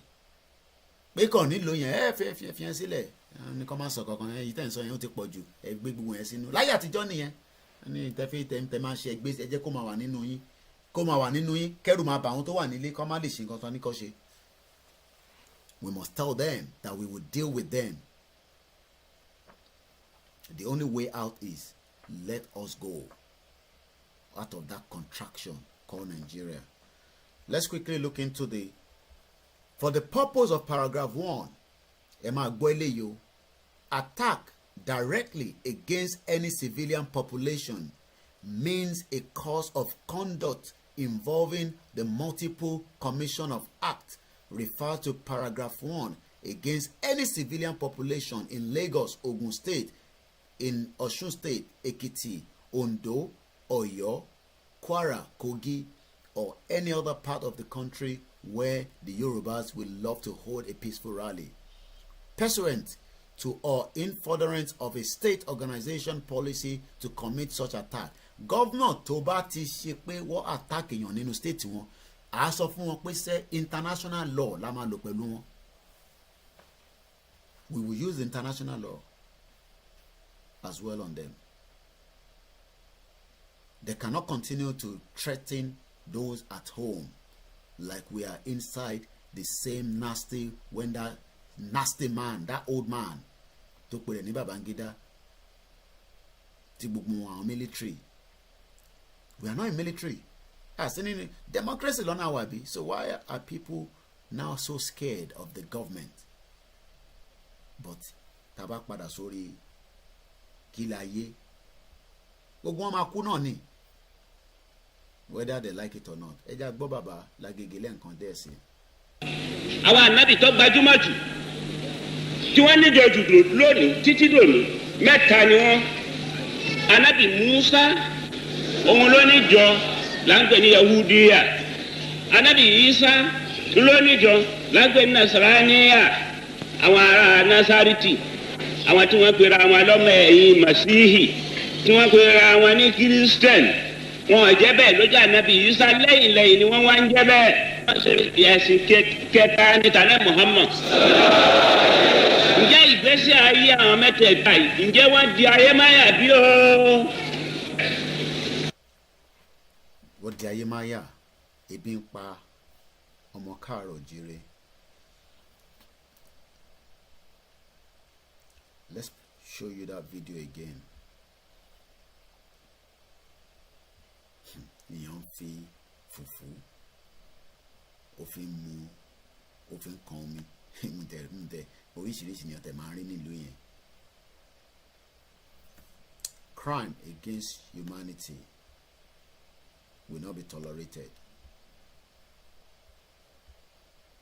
The Yoruba-speaking tribe of Nigeria has been accepted as the 45th member of the Unrepresented Nations and Peoples Organization.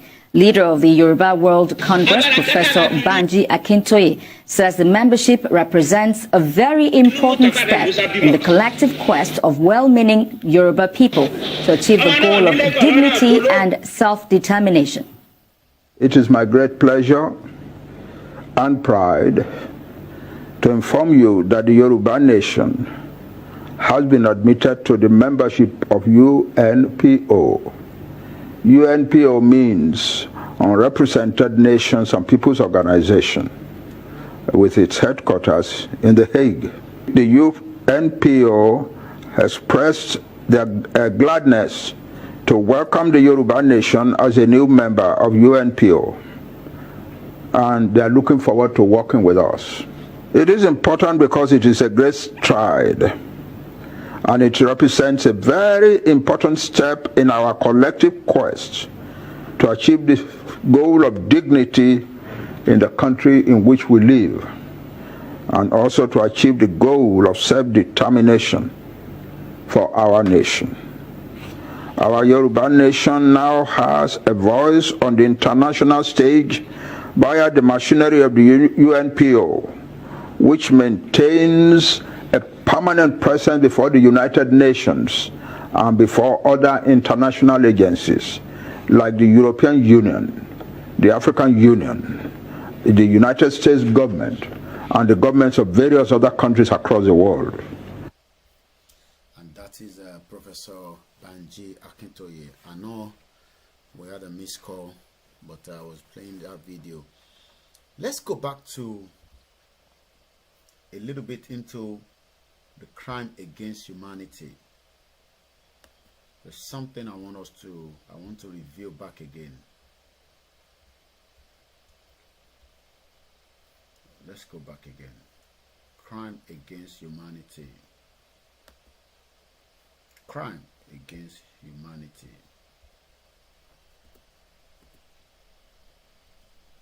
If you don't know, we will tell them that we will apply it when we know Nigeria will break. I just want to show us the video of what it means when it talks about crime against humanity.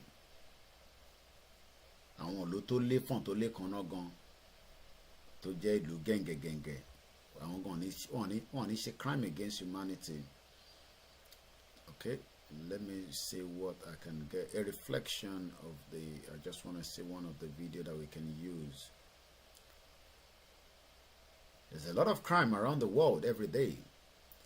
EU Day against impunity for genocide. Ṣé rí gbogbo genocide tó ṣì ń ṣẹlẹ̀ Nàìjíríà gbogbo ẹ̀ ló ṣì máa rojọ́ ẹ̀. èyí tó bá ti kú wàá máa rojọ́ ẹ̀, èyí tó bá wà láyé. UN crime against humanity likely committed in Syria just the same way it's being committed inside location 9 as we speak. Just trying to find which one to play. Crime against humanity. Let's look at this one.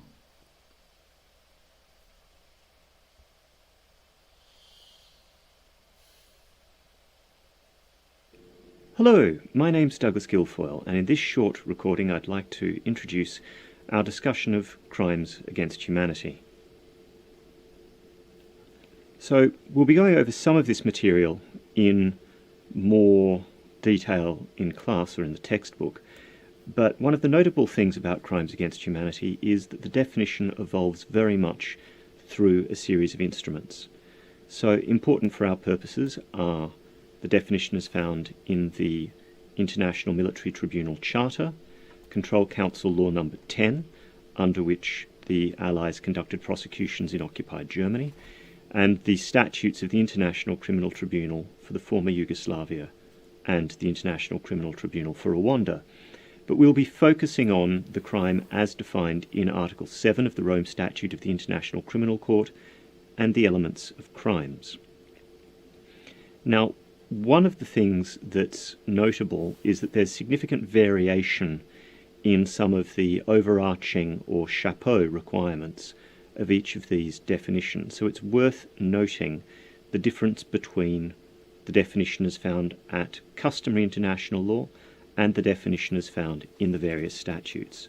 So one of the things we should note from the outset is that under customary international law, we do not need to show that there is a nexus between a crime against humanity and an armed conflict, as is found in the ICTY statute, that there is some specific discriminatory intent involved, as is required in the ICTR statute, other than for the crime of persecution. And in general, customary international law does not require a government or organisational policy, though as a general matter, it's very likely that one is present. However, such a policy requirement is present expressly in the case of the crime under the Rome Statute. So then, Article 7 of the ICC statute provides us with our critical definition, which is that for the purpose of the statute, a crime against humanity means any of the following acts when committed as part of a widespread or systematic attack directed against any civilian population with knowledge of the attack. So the critical distinguishing contextual factor of a crime against humanity is this idea of a widespread or systematic attack directed against any civilian population. So that's our contextual or chapeau requirement, which we'll come back to. But the covered offences under the Rome Statute include murder, extermination, being mass killing, enslavement, deportation or forcible transfer of population, and imprisonment or other severe deprivation of physical liberty in violation of fundamental rules of international law. Further, the idea of crime against humanity encompasses torture, rape and other serious sexual offences, persecution against an identifiable group on political, racial, national, ethnic, cultural, religious or gender grounds. So that is exactly what I've explained earlier. So kele mo pe no ma ni pe ibenu enu bobo dudu yan láti gbọ́. Torí àwọn èèyàn, there are so many illiterate people that always believe that only the white have the brain. But what gbàgbé pé dúdú náà ní ọpọlọ. So ṣe rí pé òyìnbó tó fi sọ tiẹ̀ ló yàtọ̀ sí tèmi, but nǹkan kan náà la jọ sọ. But I purposely play that so that I tell them that if a crime is committed against the civilians, we will record it and we will submit it to, let me show you, ibi tá máa gbé lọ kò ń ṣe ibi tó fi ń bò, gbogbo wọn náà lọ́mọ bẹ̀ tó bá mọ̀ àwọn lawyers wọn á sọ fún wọn, tí lawyers wọn bá sọ fún wọn àá sọ fún wọn ibi tó wà. So if they commit crime against humanity, we will tell them where we will lead them to. So àwọn yẹn náà ń dúró dè wọ́n, àwọn yẹn kúkú máa ń wáyàn all the time. So let me show you so that kẹ́lẹ́ lọ́ọ́ bá ń sọ fún wọn pé bọ̀bọ́ yẹn ó tútù sọ nǹkan kan o, kẹlẹ̀ bẹ́ẹ̀ kí fídíò eléyìí náà kó lọ viral, but we will hold them accountable. ICC, crime against humanity. So let's see. International Criminal Court. Ibi tá máa gbé wọn wá nìyẹn. Àní má sọ fún wọn pé ń gbé wọn bọ̀ ká má sọ fún wọn pé kí ni. So àwọn tó sọ pé bíbá wà available ẹ̀rọ pé wọn mọ tán ṣe ni. So go and tell them. Pé ẹ ti wo program bọ̀bọ̀ yìí ní alẹ́ 22nd of August. Ó sọ pé ibi tó ń gbé wọn bọ̀ lélẹ̀. Ṣẹ́rí ibi tá máa gbé wọn wá ní. Ibi tó ń gbé wọn bọ̀. Ẹ jẹ́ kó commit crime. Ẹ jẹ́ kó máa commit ẹ̀. Nígbà tó bá di pọ́ fẹ́ gbádùn làwọn náà ní wá fún wọn, a ní fún wọn ní ìsinmi. Ìsinmi tí wọ́n fún ara ilé tó fún ara ta. Ṣẹ́rí humanity against crime. Tó bá ti commit ẹ̀ ibi tó ń gbé ẹbọ nìyẹn. Humanity against crime support UN Global Goal 16 and the International Criminal Court work to build a more peaceful and a just world. Check back through the year for more ways to learn, share, and promote access to justice. Ẹ bá rò pé ẹ lè threaten àwọn tó wà nílé pẹ̀lú àwọn ọlọ́pàá yín àtàwọn àmì yín ibi tá à ń gbé yín bọ̀ àwa mọ̀bẹ̀ lára lélẹ̀ ẹ jẹ́ ká wo about. So àwọn tó wà nílé lẹ lè máa bùgá torí pé wọ́n fún wọn ní access fún internet láti rí gbogbo nǹkan báyìí. So àwa máa jẹ́ kó yé wọn pé ẹ jẹ́ kó máa commit o, ẹ jẹ́ kó máa commit crime o. Ṣe rí trial oríṣiríṣi gbogbo wọn tó ti commit crime tẹ̀rí tó rò pé òun ti escape ṣorójú wọn bẹ́ẹ̀ ṣe máa rójú gọ́vnà yín náà níbẹ̀ nìyẹn. Ṣojú tèmi ló ń lọ viral, ojú gọ́vnà yín kan náà ṣì máa wá sí bíbáyìí. Ẹ jẹ́ kó máa commit crime, ẹ jẹ́ kó máa commit ẹ̀. Sórí wọn yàwọn ilé nísìn ọlọ́run ló mọ̀ lù táwọn ilé gbogbo crime tó rò pé àwọn ń jẹ lọ níjọ́ náà lọ́hùn kò tí ì lọ jìnnà jẹ́ ń gbé padà. So Al-Hassan trial opens at International Criminal Court. Even nínú COVID-19 yìí ṣe rí pé iṣẹ́ ṣì ń lọ, ṣe rí pé eléyìí ń ṣọ̀rọ̀ last year. Sórí picture yẹn, sórí bàbá yẹn tó bomú. That tell you pé àwọn ṣiṣẹ́ lọ kò sọ̀rọ̀ COVID-19 níbẹ̀. On the 14th of July, which is just last month, the trial on the case of the prosecutor Al-Hassan, A.G. Abdul Aziz or whatever his name is, the trial chamber X at the International Criminal Court (ICC) for crime against humanity and war crimes alleged committed in Mali. Mali lele ti commit o. Ẹ jẹ́ kó máa commit ibi tá à ń gbé wọn bọ̀. Wàá mọ̀ pé nǹkan ń bọ̀. Àní ẹ má jẹ́ kó mọ̀ pé nǹkan tẹ́ máa ṣe nìyẹn. Ẹ jẹ́ kó mọ̀ pé kí ni. Lọ́ba sọ yẹn fún ẹlòmíì kò ń ṣe mí. Ọkọ ní àwùjọ mọ́kọ ẹ̀ amọ́kọ ọmọ ànámìúsà. Ìjọ ẹ̀ ló sì kọjá ara yìí. Ẹni tí ò lọ́kọ tí ò nílé tí ò lọ́nà pẹ̀lú ọmọ náà láì fi ń jà fọ́mọ. Ìgbà tí àwọn kèfèrí tí wọ́n ń sọ wípé máa lè hádà rasul eléyìí péré aláàdínábì kí ló ṣe yàkúlù tààmà ń jẹun bá a ti ń jẹun wọ́n yẹn sí fíláìsì wáàkì ń lọ nájà ó sì lè ọlọ́ọ̀jì sí ọlọ́run lò. Kí wọ́n á lè àtàtì bẹ́ẹ̀ láàrin ara ọlọ́run ní rárá bẹ́ẹ̀ kọ́. Ọmọ àìsàn min qablika min rasulin illa ja'alna lahum azwajan wa zurriyatan. Gbogbo àwọn tá a ránṣẹ́ ṣáájú rẹ̀ gbogbo wọn la ní wọn níyàwó.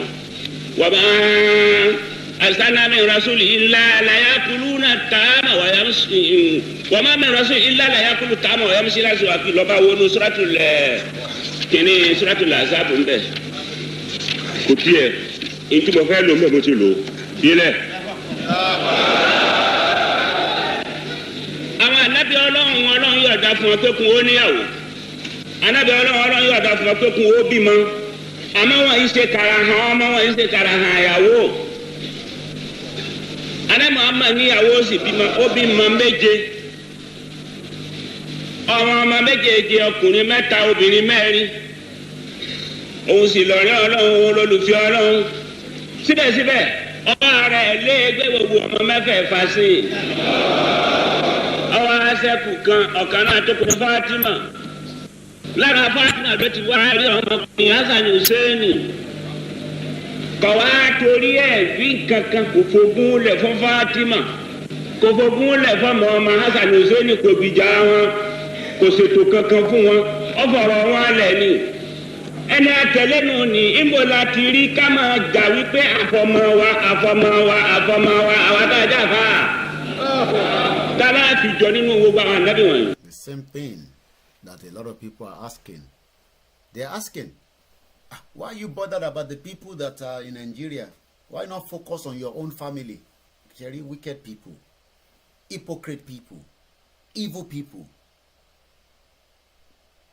Àfàwọn nìkan àtàwọn ọmọ wọn, because they are doing very well. And the same goes to àwọn tó wà Nigeria. Gbogbo àwọn tó ń pè lólówó, àwọn celebrity òṣì, celebrity ìyà. Wọ́n náà àwọn kan influencer. Àwọn fi yín make owó, ẹ̀yin pariwo káàkiri. Ẹ̀yin lè ra data lẹ fi ń wò wọ́n, but àwọn ló ń gba ìdán. Ẹni tẹ̀ máa pa mí pẹ̀lú wọn Nigeria yẹn. Ọ̀tọ̀ lẹ́ni tó ń gba endorsement, ọ̀tọ̀ lẹ́ni tó ń lọ wo page èèyàn kan lójoojúmọ́ pé kí ló tún gbé síbẹ̀. Ó náà pé wọn náà rí Koiki Media níbí kan àwọn ọ̀dẹ̀ tó ní làákàyè. Wọ́n fún òun lé endorsement, ó ń look good. Tó bá wo inú ilé ẹ̀ nísìn, ó tán conditions sórí. Ṣé inú ilé tiẹ̀ nísìn ṣé ìwọ níná? Inú ibi tó ti lọ wo fídíò yẹn, tó bá lọ sílé tòun nísìn, òun ló ń gba gbogbo endorsement. That is the mindset of the people. And tó ń gba endorsement nísìn ó fi ipò máa sọ pé kí Nàìjíríà wà okay, because ó mọ̀ pé tíwọ náà bá bẹ̀rẹ̀ sí ń gba the same endorsement ẹjọ́ máa wà ní the same level, so kí ló wá fi máa lọ máa wò ó fún. ìbọn ni bàbá yìí sọ nísìn, àfàwọn nìkan àfọmọ mi nìkan hypocrite people. ńgbà tá a pé àfàwa àrínà àwa lọkọ̀ ọ̀fọ̀mọ́ wa kí wàá rí ìyàtọ̀ tiẹ̀ pẹ̀lú àwọn tó fẹ́ ṣe wá sí fún tọ̀ọ̀rọ̀ rí bẹ́ẹ̀ kó sì ti ń dà wá láàmú láyé. nígbà tá a bá ní àfàwa ọmọ nìkan àwa ọmọ wọn nìkan, let's now go back to that same video again. tó bá ní ọmọ tiẹ̀ nìkan, what then happened to this father?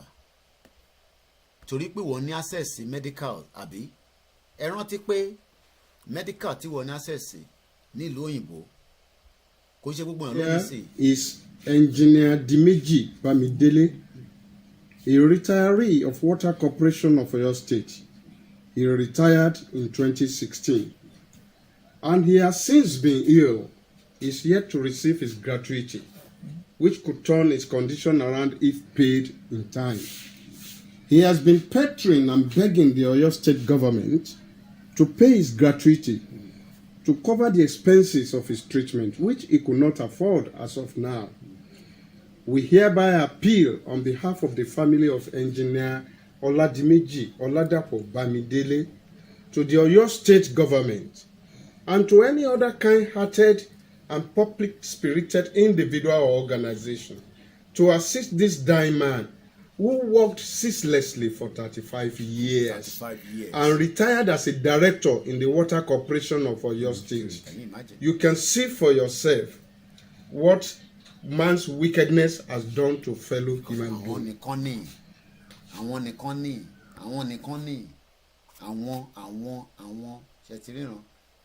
Ìjọ ni bàbá Lágége ti sọ̀rọ̀, ìjọ ni bàbá ti lọ. Ṣé n tí bàbá sọ, ṣé anything has changed? Let us kill that shit whole country once and for all. Benny, they have no empathy for others. That is why they don't care what is happening to their neighbors once they are full. Totally agree. Thank you very much, Ajoke Proper. I can follow the other laptop and see what is being said on the comments. Àfàwọn nìkan, àwọn nìkan. The line is still open, +447594050979. Why are we so selfish, people? Wicked. Àfàwọn nìkan. tó tún fẹ́ wo ẹlòmíì yẹn tún gbé fídíò ẹlòmíì wá fún ẹ just to remind us pé as much as you think ntẹ̀tí fẹ́ ṣó ètò náà tó ń fi fòfò fi ń kan mi ìyẹn mo tẹ̀ ọ́ndà ìyẹn tẹ̀ ń bá fò mind mi tó bá tẹ̀ kúkú wá jẹ fòfò yẹn lásán èwo làbọ̀rọ̀ má tún fi kan mi ṣé kó lè bá swallow dáadáa ló ṣe fi ń kan mi ni àbẹ̀sẹ̀ ọlọ́run what a wicked world we are living ẹ jẹ́ ká gbọ́ tọmọ yìí náà. Are you Igbo or Hausa? ọ̀rọ̀ dé. Yorùbá ni báwo ni kí lẹ̀ ń tà? ẹ̀ ń ta ẹ̀ ń tọrọ owó kí lẹ̀ ike yìí kọ́ kí lẹ̀ fi ṣe? ẹ fi wẹ̀ fún níbo lẹ̀ ń gbé? ọ̀rọ̀ wà ń bẹ̀ ó yẹ ẹ jẹ́ kí n gbọ́. lóòótọ́ pé ọ̀tá ni mò ń ta. Pé ọ̀tá lẹ̀ ń tà ok. wọ́n wá ní bàmá kiri bí ọwọ́ ta. Ẹ sọ̀rọ̀ sókè. wọ́n ní kí n máa kiri bí ọwọ́ mò ń kiri bí ọwọ́ ta. ok. lẹ́yìn kan wá ní kí wọ́n máa ṣiṣẹ́ pé wọ́n ti wò pé mò ń ṣiṣẹ́ pé kí wọ́n fẹ́ ẹni yìí. màá ti jà wá fẹ́ tán tí bá ríyàn tó máa ṣàánú mi. bẹ́ẹ̀ni. màá ṣàkúrò. tó ẹni tẹ fẹ́ yẹn ó lákún lórí. ó fún mi lórí ṣùgbọ́n ní ìsìn nǹkan tó wá ń try wọ́n fẹ́ gbọ́ ọmọdé mi jẹ̀fẹ́. ok ibo lẹ wá ń sùn. ilẹ̀ ilẹ̀ ń bẹ̀rẹ̀ ẹ máa ń sùn bíbẹ̀ ńgbà mi àbí. ẹ máa ń sùn bí ńgbà mi. ẹ̀yà ẹ pẹ̀lẹ́ ẹ gbà ẹ má bínú fọwọ́ 10,000 nìyẹn. so 10,000 mo fún ìsìn kí lè máa fi ṣe.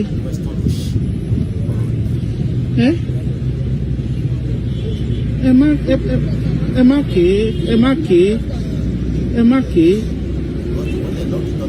má ké kí lè máa fi ṣe. àwọn tẹ́bá lè ṣe kọ̀m̀pútà sí ní bá wá jẹ́ yàrá kan. yàrá kan àbí. pé màá gbà pé má jẹ́ pé iṣẹ́ mi sí màmá ṣe. ẹ pẹ̀lẹ́ ẹ máa tó máa ṣẹlẹ̀ ẹ máa fún mi di ọ̀la mo máa rí nǹkan tí máa ṣe fún yín nípa ọ̀rọ̀ ilé ṣẹgbọ́ ẹ pẹ̀lẹ́ ṣẹgbọ́ kí ló kọ yín Àmínà ẹ pẹ̀lẹ́ ṣẹgbọ́ ẹ máa fún mi dọ̀la ṣẹgbọ́ ẹ pẹ̀lẹ́. àbí nígbà tí imam ti ṣe wáṣẹ fún wọn tó ti fún imam lówó imam ti lọ bá wọn sílé wọ́n ti ra mọ́tò wọ́n ti pe imam wọ́n dẹ̀ ti fún imam náà lówó imam ti lọ Mẹ́kà ó ti lọ Jerusalem and now everybody keeps quiet like nothing is happening. Then àwọn tá à ń sọ nísìnyí kí ló ń sọ ẹ jẹ́ kó gbẹ́nu ìdákẹ́ sọ̀hún. That is the life. ẹ jẹ́ àpadà sórí tí Bàbá Lágége ń sọ kí la yé gan what is life kí la yé òun ni bàbá ń sọ̀rọ̀ ẹ jẹ́ ń rewind ibẹ̀ yẹn díẹ̀ ká tún fi gbọ́ tara èmi nìkan. taama wa ma min rasul illa la yakulu taama wa yamshi la suwaki lọba wonu suratul kini suratul azab nbẹ kò tiẹ̀ ntí mo fẹ́ lò mbẹ mo ti lò yẹlẹ. àwọn anabi Ọlọ́run yọ̀ọ̀da fún ọ pé kún ó níyàwó anabi Ọlọ́run yọ̀ọ̀da fún ọ pé kún ó bímọ àmọ́ wọn yìí ṣe karahàn ọmọ wọn yìí ṣe karahàn àyàwó. Ànábì Muhammad níyàwó sì bímọ ó bímọ méje ọmọ méjèèjì ọkùnrin 3 obìnrin 4 òun sì lọ̀rẹ́ Ọlọ́run olólùfẹ́ Ọlọ́run síbẹ̀síbẹ̀ ọwọ́ ara ẹ̀ lé ẹgbẹ́ gbogbo ọmọ mẹ́fẹ̀ẹ̀fà sí i ọwọ́ aṣẹ́kù kan ọ̀kan náà tó kọ Fátímà lára Fátímà ló ti wá rí ọmọkùnrin Hasan Hussein kọ̀ wá torí ẹ̀ bí nǹkan. Quite a lot of comment on YouTube that I've missed. A very good morning to those on YouTube with us. Welcome on board. Mr. Tajuddin Semil, good evening. David Adegoke, a very good evening. Michael Adewoye, good evening and welcome on board. Fakunle Olaide, good evening.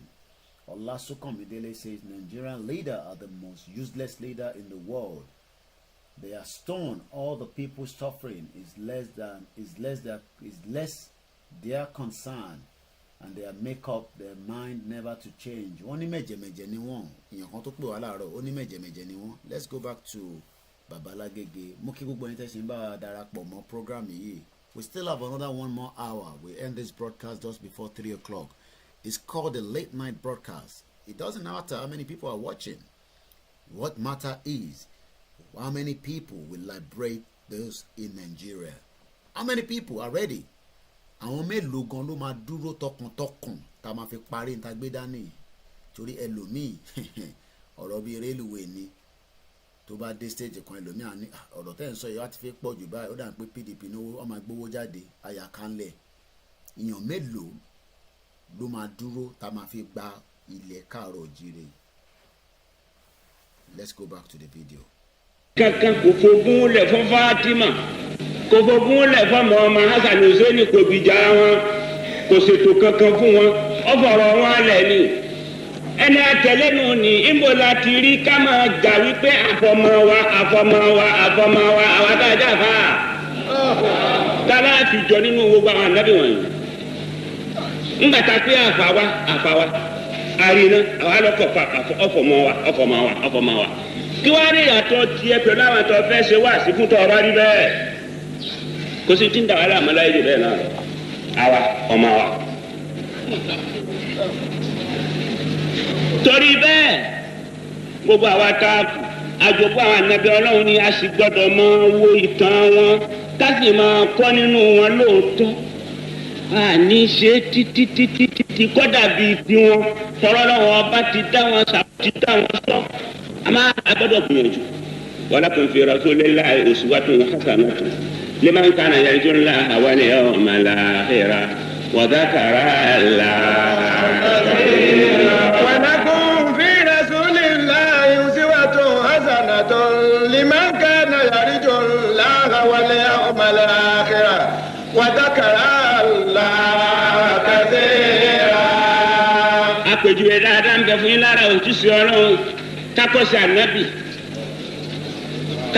anabi alukurani tọlọ ló ń sọ̀kalẹ̀ Ọlọ́run ní iná anzalna fi laylati mubarakatin inna kunna munzirin òun kìlọ̀ fún wa lọ ṣáájú kó tó wá pé inna kunna mursilina rahmatan min rabbika kó tó pé rahmatu nìkan là ń fọ́ọ̀mù ìzáàrù bẹ́ẹ̀ méjèèjì ní ṣiṣẹ́ pọ̀.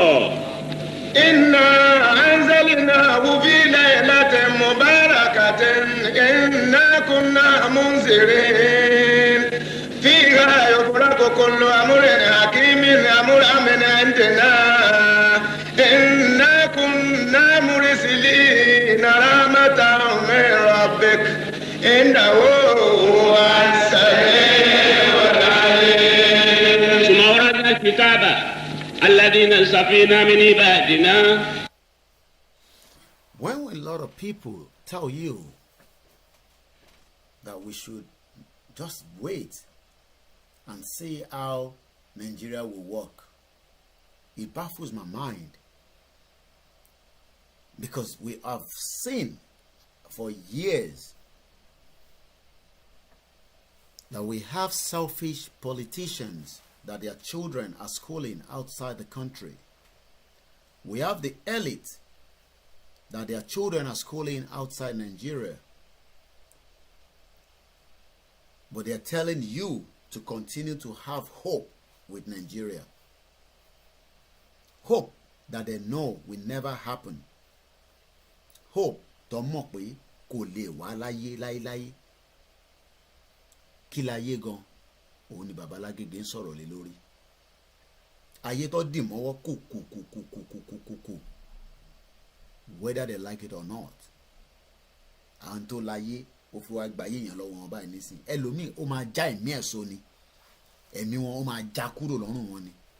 Because ẹ̀jẹ̀ tó ti ta sílẹ̀ is unbearable. Let's go back to the video a little bit more. ومنهم ظالم لنفسه ومنهم مقتصد ومنهم سابق بالخيرات بإذن الله ذلك هو الفاضل الكبير لنفسه. àwọn tó kí n tán tí wọ́n wá pàtì jùlẹ̀ lẹ́gbẹ̀ẹ́ kan wọ́n ń bẹ wọ́n ṣàbẹ̀sẹ̀ fúnra wọn. wọ́n rí lọ́rọ̀ ọlọ́wọ́ ọba wọ́n wí lẹ́nu òwú ni wá báyìí fún un dé.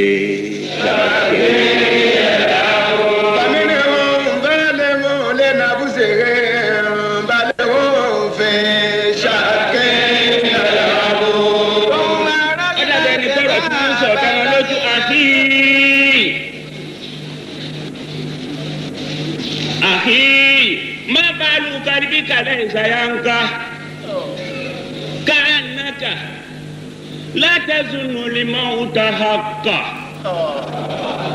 ala yabna alladhina fanu wa badu ama wallahi ma badu litabuka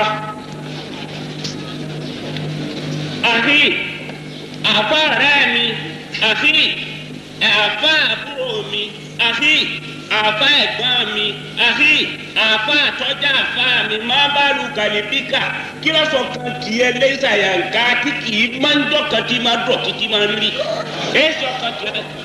kánàkà látàzúnú ni máa ń ta àkà.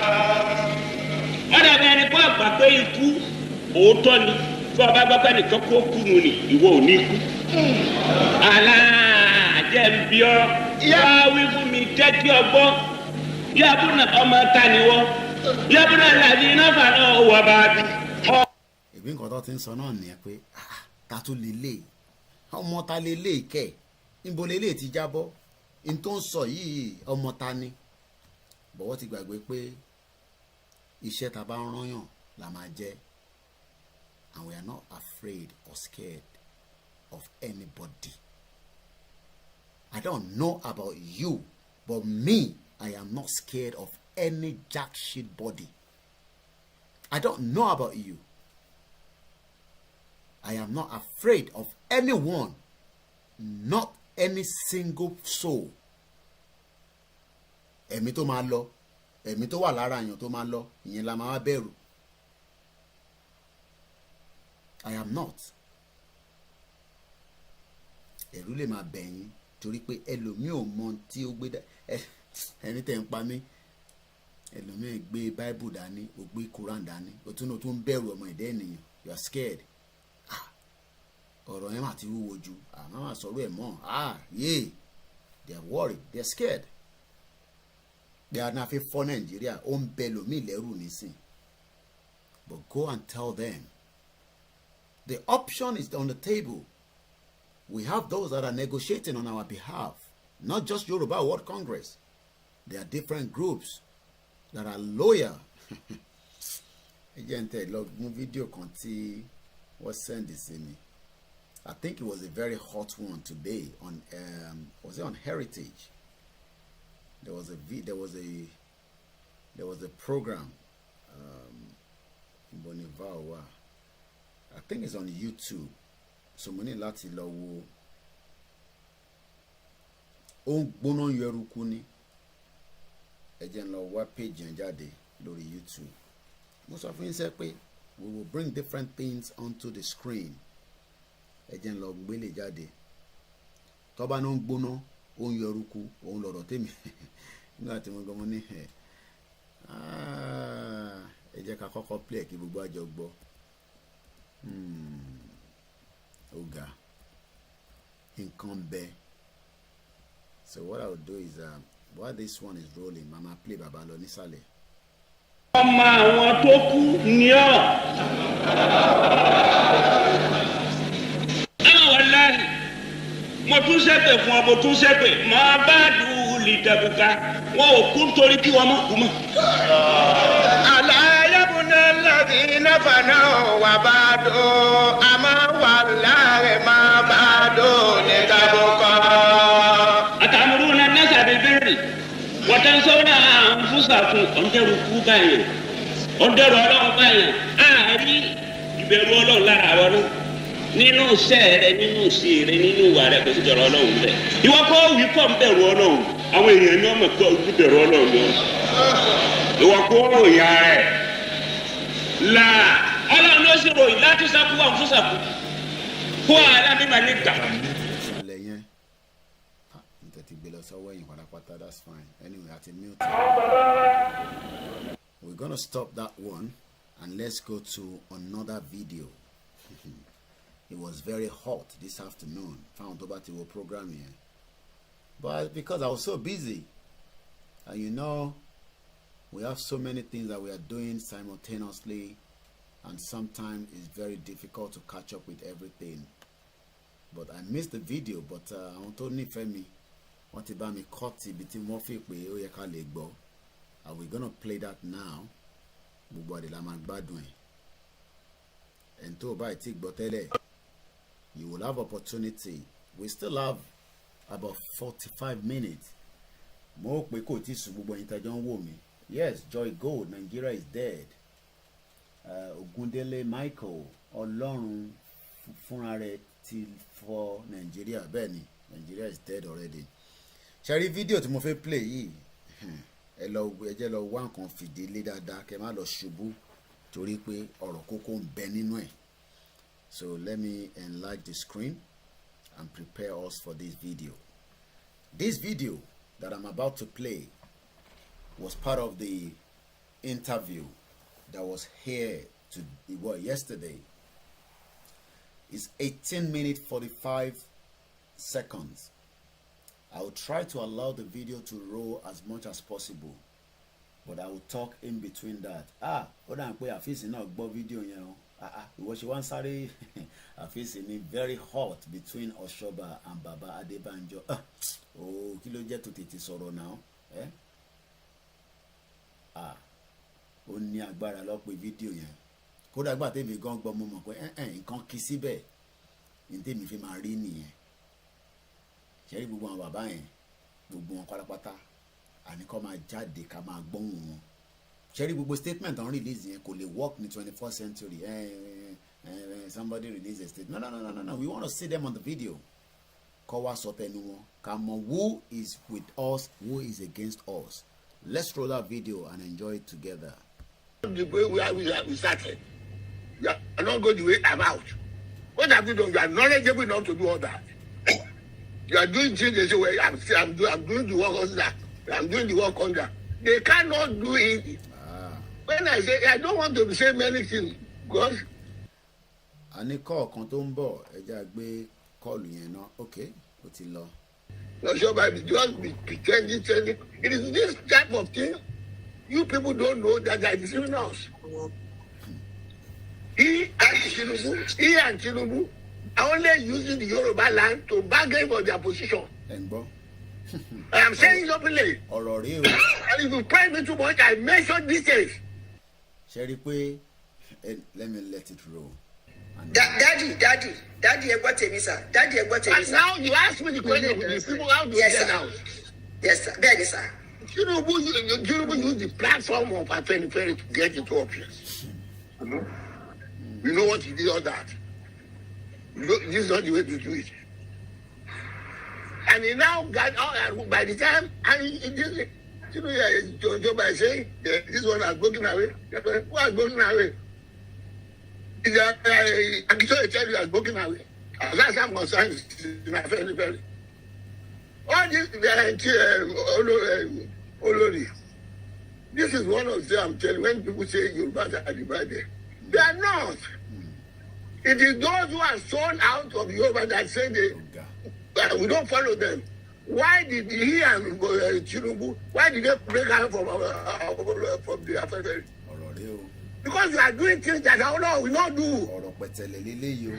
You are following things that you don't do. You are collaborating with people who are oppressing the Yoruba people. And you can't talk. Because you are reaping something up there.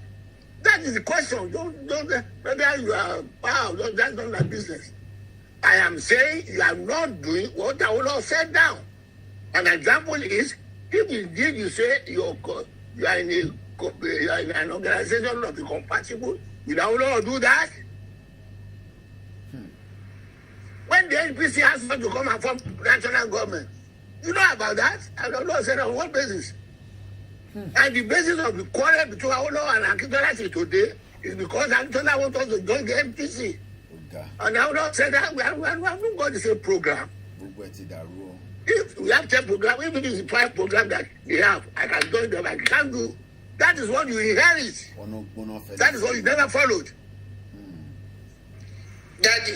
So when I talk about selling out, don't make it too personal. I'm not talking about your Daddy. But I want because the Yorubas are listening, and you always tell to them that you are doing their cause. You are following your personal interest. All the APC are saying it publicly. bàbá sọ pé bàbá Oshoba is following ọ̀rọ̀ rẹ o ṣáwọn leader tá máa dúró fún náà lélẹ̀ ṣáwọn bàbá yẹn náà la máa dúró fún bàbá tó sọ pé personal interest ló ń ṣe bàbá tó sọ pé I told you I met he was in London to celebrate his 80th birthday. I told you, I showed you. You want me to show you the picture again of myself and Baba Oshoba when he came with the wife, the children, the grandchildren. They're all here in London. Most of the family were here in London, where they had that, it was an exclusive birthday. Let's go back to the video. And they challenge me too much. I will mention them all that they are doing. Because many of them, when they are government... Let me respond to the comment. Adiola says, I watch it live. They didn't tell us the way out, but narrating the past event. Oh my way out. Way out. Awalamawa way out from Tabadro de Bubamba Bay. Olonjari way out. Way out in you. I laugh in Japanese. I can imagine to work with you in the studio. I'm a punch around one. Alright, Mother be Somalia Vice President and the President of punch around. And we leave. Eje kudan pe je won rin kin fi kafi kule kini díẹ̀. Because dan pe video ile o ma hot díẹ̀ so je n ba yin lọ wá orin díẹ̀ kan kin fi ba yin kule. Àwọn me ado dan bàbá yìí. Àwọn bàbá yìí. Bẹ́ẹ̀ ni adivisa ọ̀rọ̀ rèé ọ̀rọ̀ pẹ̀sẹ̀lẹ̀ oní bàbá sọ pé Oshoba personal interest ni ó ń jà fún kó jà fún Yorùbá bàbá 80 èmi 42 tàbádẹ́ sọ̀rọ̀ nísìnyí wá ní ẹ̀fà àwọn bàbá yẹn sílẹ̀ o àwọn bàbá yẹn ló máa gáìdì wa ẹ̀ ní kúure gbogbo yín èmi ni mo sọ bẹ́ẹ̀ Koiki Media ni mò ń jẹ́ Ọláyọmí ẹ̀ ní kúure jókòó tí àwọn bàbá wèrè kan ẹ jẹ́ má tọ́ra yín ẹ̀yin ọmọ Yorùbá ẹ jẹ́ ń lọ wá Lando kí n fi kulẹ̀ torí tí bàbá yìí ń sọ lẹ́nu yìí bàbá yìí mo like bàbá yìí tó bá yẹ kó irú bàbá yìí àti Oshoba jọ wà ní studio wọ́n máa punch ara wọn ni wọ́n máa punch ara wọn ṣáá ni wọ́n máa láti là wọn nínú studio ni ẹ rí i pé màmá wa eré ló ń try láti là wọn láàrin méjì a máa padà sórí fídíò yẹn ọ̀rọ̀ pẹ̀tẹ̀lẹ̀ ẹ jẹ́ àgbọ́ bàbá òun Lando kékeré díẹ̀ ká fi lògbàlògbà ẹja gbọ́ díẹ̀ okay ẹja tún gbọ́ díẹ̀ lónìí. A lot of forgivable things which they know Buhari has in hand. So that's why they can't oppose him. That is why they are selling the interest of Yoruba people. Don't come to the public again and say Yorubas are doing. Who told you? Their own personal interest. God will disorganize them. Then, Mama mi, they will not understand each other until Oduduwa nation is reality. Oh, ni sunre. I said I was there. Not to share private exclusive party in London, 80th birthday. I'm talking about Oshoba. I took a picture with him. I told you all, I know them. Gbogbo wọn ni mo mọ̀. Ẹ rò pé mò ń ṣeré ni. Mo fi picture yẹn wọ̀nyí náà. Mo fi wọ̀nyí rí. Gbọ́n bàbá yìí. Àwọn bàbá yìí. Àwọn bàbá 80. Àwọn bàbá tó ti jẹ tiwọn wọ́n tún fẹ́ jẹ tiwa mọ́ tiwọn bàbá 80 mo like bàbá yìí gan bàbá tẹ́yìn wo screen wọn yìí tó bá jọ wà nínú studio pẹ̀lú the other man ni àwọn punch ara wọn lójú ni mo rẹ̀ pé bàbá yìí máa ti jẹ̀ṣẹ̀ rí nígbà tó wà ní kékeré.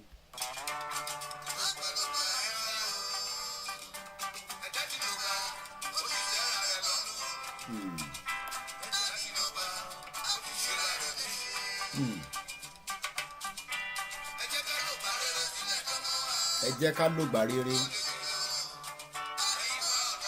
ṣé gbogbo àwọn bàbá yìí ti lògbà rere ṣá ṣé a lè lọ bá àwọn bàbá yìí pé a fẹ́ kúrò nínú káàárọ̀ òjìrè pẹ̀lú gbogbo tó ń sọ jẹ́rẹ̀ lẹ́nu yìí I'm just asking every one of us kò sí nǹkan tó dáa tó the new breed of technology tá à ń lò imagine gbogbo tó ń jáde lẹ́nu wọ̀nyí ní gbọ́ tẹ́lẹ̀ rí báyìí o. I don't know who is hot out of the both of them, but let's push that video a little bit more. Koiki says doesn't want Yoruba freedom. Or Akintoye tells you that. Daddy Eshesa. Thank you very much, Daddy. Let me say from a political experience. Comment to you, Adiola ni 95 years old versus 81 years old. Bẹ́ẹ̀ ni wọ́n ní sùnre. Ìkà ní gbogbo wọn, that's my mother. Àwọn ní kan dédé. 95 years old versus 81. Kàkà kọ́ máa jà pé àná máa lọ kí gbogbo wọn unite once and for all. They are bringing their dirty lineal out now for us to see. And I know one of them is telling the truth, while the other one, I don't know which one, because I don't analyze video anything. Alẹ́ ni mo ṣe gbọ́ video yẹn mo gbà ilé máa torí mo wo ọ tètè pè mí látẹ̀kọ́ ẹ mọ̀ pé mi wà nísìnyí calls tó wọlé lójoojúmọ́ ẹlòmíràn ní ṣé mo ti rí message kan. I'm trying to catch up. I have about more than 5,000 messages tí mo ṣe ń try láti lé mú. So nígbà tẹ́ni yẹn pè mí pé Koiki Media ǹjẹ́ ó wo ohun tó ṣẹlẹ̀ lọ́sàn-án mo ní mo wo wọ́n ní lọ wo mi bá sáré lọ mo tẹ̀ rí fídíò ọ̀hún. They are firing themselves and now all of them are filing the hot pepperoni. You want my light pizza o Abisoye. Ìkà ẹ jẹ́ n tún lọ gbé àwòrán ọmọ yẹn wá lẹ́ẹ̀kan sí àwòrán ọmọ ta fi wọ̀nyí lẹ́ẹ̀kan. Let me go and bring that girl. Ẹ jẹ́ ká rántí ọmọ yìí tí ẹ rántí ojú ọmọ yìí kàkà kọ́ máa jà fún wa bí a ṣe máa kúrò nínú oko confusion tá wà. They are not interested in that. Ọmọ yìí nísìn we have millions of them. Tó bí ọmọ kókó wà lọ́wọ́ ẹ̀ nísìn bàbá Ọ̀ṣọ́bà àti bàbá tọ́jọ́ ń fa òṣùrùtù yìí bàbá 95 àti 81 yìí Ọ̀ṣọ́bà tẹ́ ń sọ yẹn at least I met the grandchildren here in London. Gbogbo àwọn ọmọ wọn wà ní London. Ilé wà nísìn ó wà lórí títì ìyà ń jẹ ibi ń pa. So kàkà kọ́ fight nísìn pé kí ọmọ yìí náà lè rí ilé gbé so that Cocoon Foundation ò ní máa wá wọn káàkiri tó bá máa fún wọn ní 10,000 naira táwa máa béèrè pé what are you doing here ṣé ká gbọ́ díẹ̀ sí ẹ jẹ́ àgbọ̀ a lè gbọ́ àbí ẹ jẹ́ àgbọ̀. Are you Igbo or Hausa? Ègùn ni ọ̀rọ̀ ni. Yorùbá ni báwo ni kí lẹ̀ ń tà? Ló fi máa tà. Sínú ṣọ́ọ̀bù ló ti gbà tó ń tẹ̀lé. Ẹ̀ ń tọrọ owó kí lẹ ike yìí kọ́ kí lẹ fi ṣe? ẹ fi ń wẹ̀ fún ìgbèlẹ̀ ń gbé. Ọ̀rọ̀ wà ń bẹ̀. Ẹ bèrè lọ́wọ́ bàbá Ọ̀ṣọ́bà yẹn nísìn ó dà pé ó ṣe gọ́vnà rí àbí if I'm right lógùn state tàbá wádìí lọ́wọ́ àbọ̀ ó lè jẹ́ ìkànnù méjèèjì ni tọmọ yóò bá kátẹ sọ pé kò tẹ̀ sí nínú state Ògùn state ọmọ káàárọ̀ òjìrè ni tó bá jẹ́ pé irú bàbá Ọ̀ṣọ́bà yẹn ṣe é débi pé wọ́n ṣètò sílẹ̀ fún ọmọ yìí tó wá ń gba benefit wọn ni máa bára wọn jà lórí fọ́nrán báyìí for selfish interest selfish gain bàbá 95 àti 85 next time ó yẹ kó gbé wọn wá sórí studio ni ẹ já padà sórí fídíò. It is not unheard of when people negotiate to get a candidate to represent them. I have to say, what? Òun yẹn máa ń béèrè ọ̀rọ̀ dẹ̀ oréyàn lórí títì ọ̀rọ̀ burúkú ló inú ẹ̀tẹ̀ máa ń bí mi nígbà míì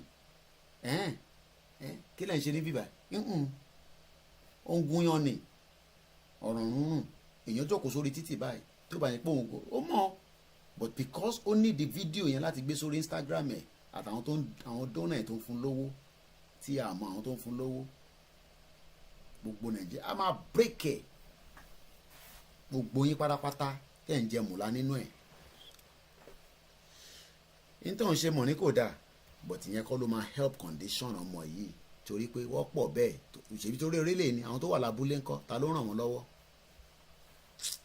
ìjẹ́rìí ló ń sọ̀rọ̀ níbí báyìí táwọn bàbá yẹn ti ń pọ́n ṣara wọn lèmi fẹ́ gbọ́ fast forward ẹ̀ táwọn bàbá yẹn ti ń tọ́tí jọ ń ju kùsù síra wọn ni mo fẹ́ gbọ́ tí màmá wa Erelu ẹ̀jẹ̀ má bínú náà pé òyìnbó ẹ̀yìn ti sọ òyìnbó rẹpẹtẹ mi ti gbọ́ gbogbo bí tẹ́yìn sọ yẹn ẹ̀já gbọ́ǹkan tí màmá wa Awólọ́wọ̀ táwọn náà sọ bàbá 85 and 81 ìyẹn làwọn máa jókòó tí ọmọ káàárọ̀ òjíire ẹ̀jẹ̀ lọ ronú ẹ̀jẹ̀ lọ think straight. We have about 30 or 40 minutes before the broadcast.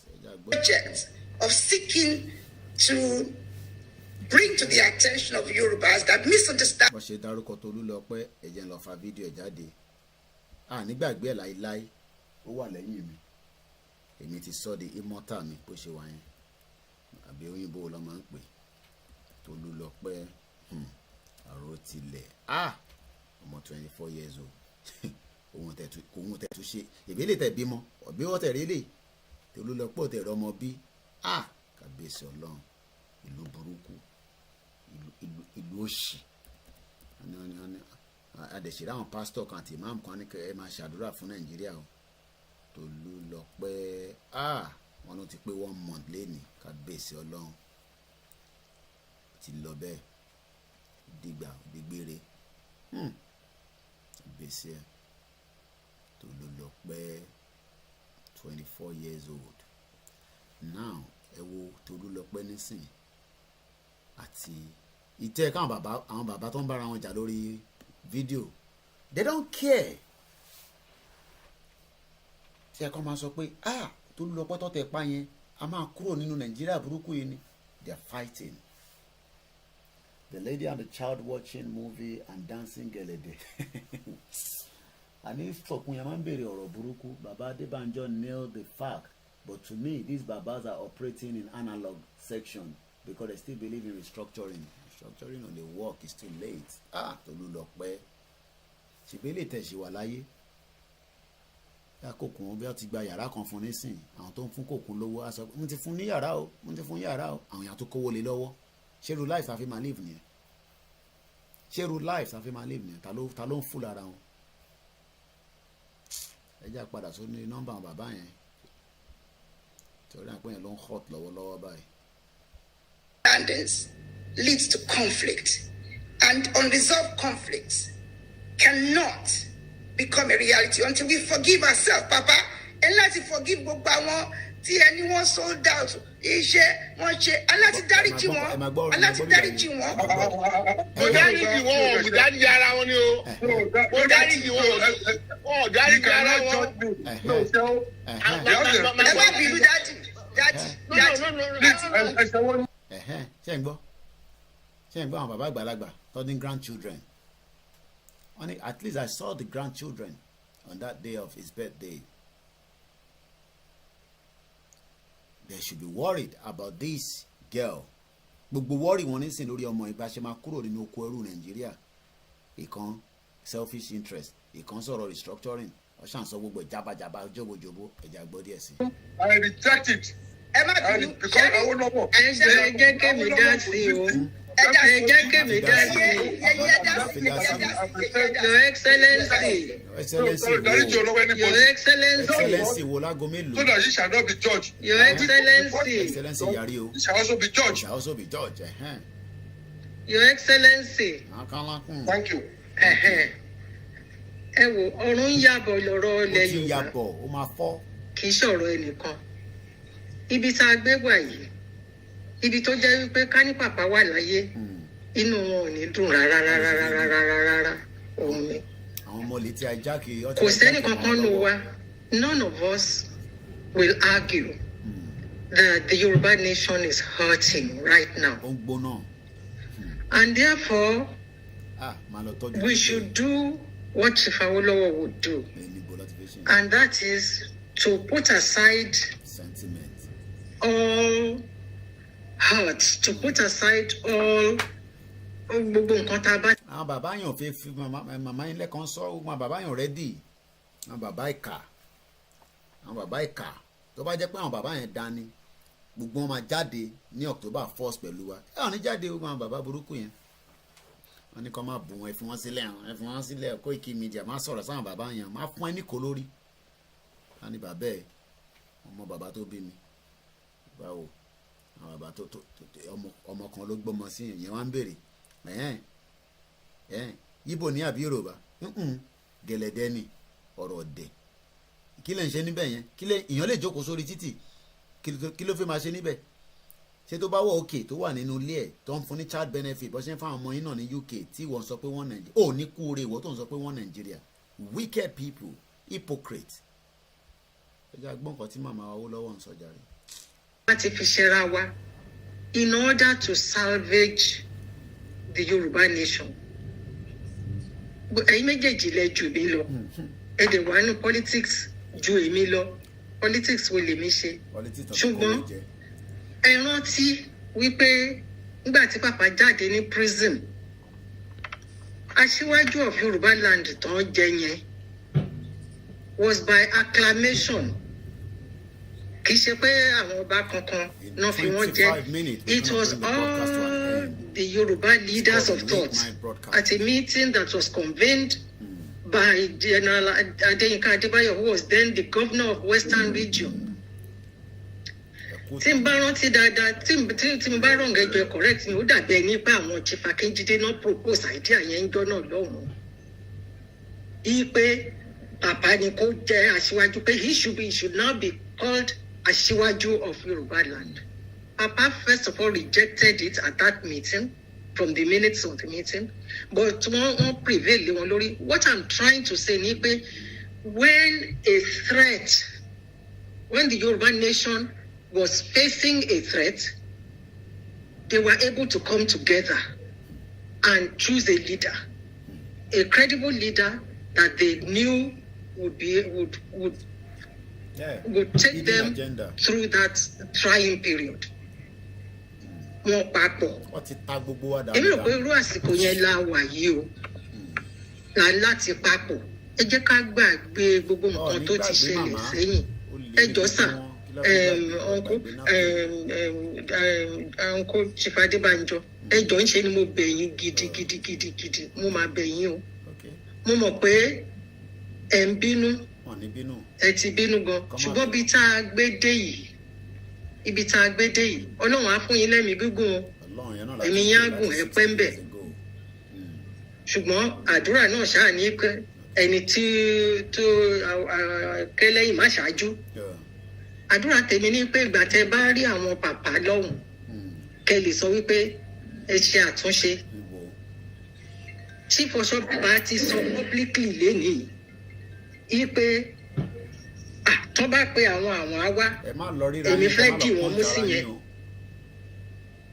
mo fẹ́ dì wọ́n mú sí yẹn mo dẹ̀ fẹ́ yẹ sà pé ẹjọ́ sà ọ̀nkú kẹjọ kẹ hold on to that gbogbo ayé ló ti gbọ́ ilé àwọn kan wà lórí Facebook àwọn kan wà ní àwọn míì wà ní Amẹ́ríkà mo rórúkọ àwọn tí mo rórúkọ ẹ̀wọ̀n tó jẹ́ Amẹ́ríkà ló ń gbé àwọn pé wọ́n ń gbé UK gbogbo wọn náà ti gbọ́ o Chief Ọ̀ṣọ́bà ti kíkí ti sọ wípé tí wọ́n bá pè àwọn adáhùn.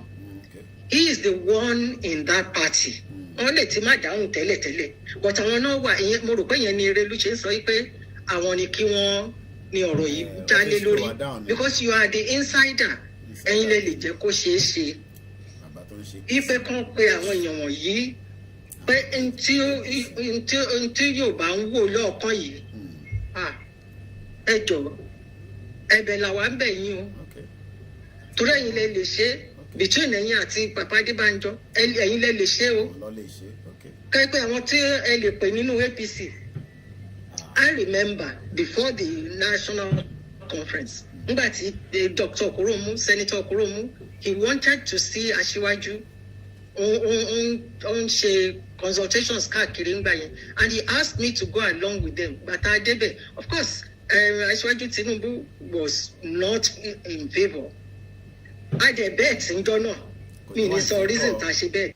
Kó ṣe máa wà Aṣíwájú Tinubu wọ́n ṣe máa wà in favour nígbà tó ní hidden agenda kò ní wà favour. Why does he want the Yoruba nation to stand rather they're asking him to come and become their president in 2020? Not ló ti máa lọ jẹ́ ẹ lọ sọ fún bẹ́ẹ̀ not ló ti máa lọ jẹ́ election kò ní hold ní 2023 Nigeria will break before 2023 inshallah. Mo bet pẹ̀lú ẹ̀ nígbà tá a sọ̀rọ̀ tán mo ní àná fẹ́ nǹkan Yorùbá agenda yìí ẹnu ẹ̀ ni mo bá yín pé àti ń wá látijọ́ yìí ẹnìkan wá ní ká wá gbà mo ní mi ò ní béèrè nǹkan tó dé tó ṣe ní ká wá gbà o ìṣe lèmi máa sáré gbà lọ́wọ́ ẹ̀ tí máa sáré so mo dẹ̀ rí lẹ́nu ọjọ́ mẹ́ta yẹn mo ní bẹ́ẹ̀tì yẹn mo ní ẹ̀ máa dẹ̀ lose bẹ́ẹ̀tì yẹn he didn't argue ó ní òun àsán mo ní kì í tiẹ̀ ṣòwò so a dẹ̀ fi rẹ́rìn síbẹ̀ so ẹ jọ. ó ti sọ everybody di money bag Tinubu ló ń sọ̀rọ̀ ẹ̀yẹn o ìyá yẹn kàn fi kóòdù sọ̀rọ̀ ni o ó ti fi bribe ìyá yẹn náà.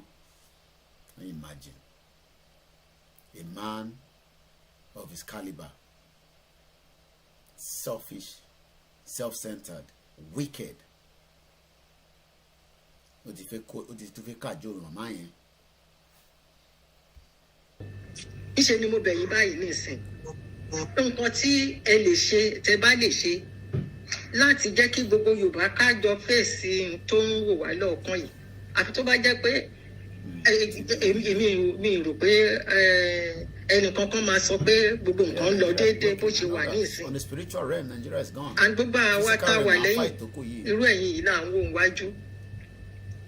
Ẹ jọ̀ọ́ Ọlọ́run la fi bẹ̀ yín o. Ń ṣe ni kẹ́ gbàgbé gbogbo tàtẹ̀yìnwá. Ọ̀nkúlẹ̀ jọ́sà. Ọ lè ti pè wọ́n tẹ́lẹ̀ kan má dáhùn. Wọ́n ti náà wọ́n dẹ̀ máa dáhùn sí. Ẹ jẹ́ ká gbà bẹ́ẹ̀. Ẹ jẹ́ ká gbà bẹ́ẹ̀ ká move forward. Ẹ jọ̀ọ́ sà.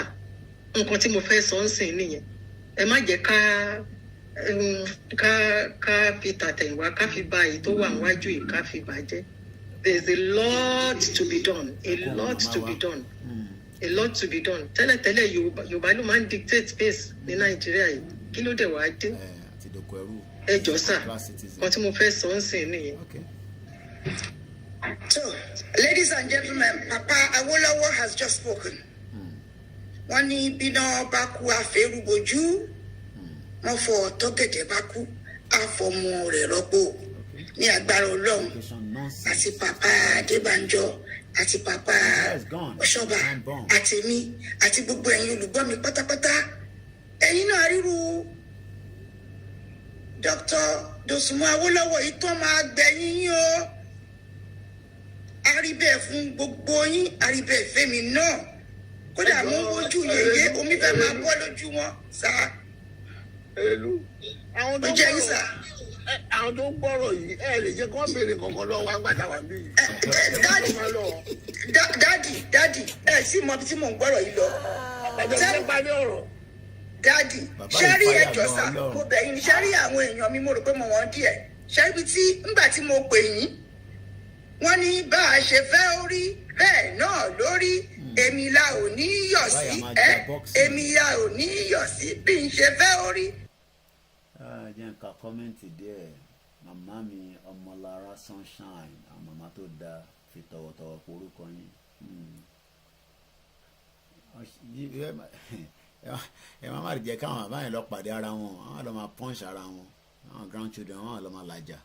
Bẹ́ẹ̀ náà lórí èmi la ò ní yọ̀ sí èdè ayédè wọn torí ẹ̀ pé yìí tí mo dábàlẹ̀ Ifá náà dẹ̀ ti bọ́rẹ̀ mo ti rédíò ayédè náà kò sí táwọn kankan tún lè sọ lé ẹ má jẹ́ ká tún kọjá ibi tí yèyé ti sọ̀rọ̀ sí. Àwọn olùgbọ́ mi I want to apologize wholeheartedly to all of you who may have. Tọ́ba lọ open phone line mo jẹ́rìí àwọn ọmọ ti UK àti America wọ́n máa fi question bombard orí gbogbo àwọn méjèèjì ni.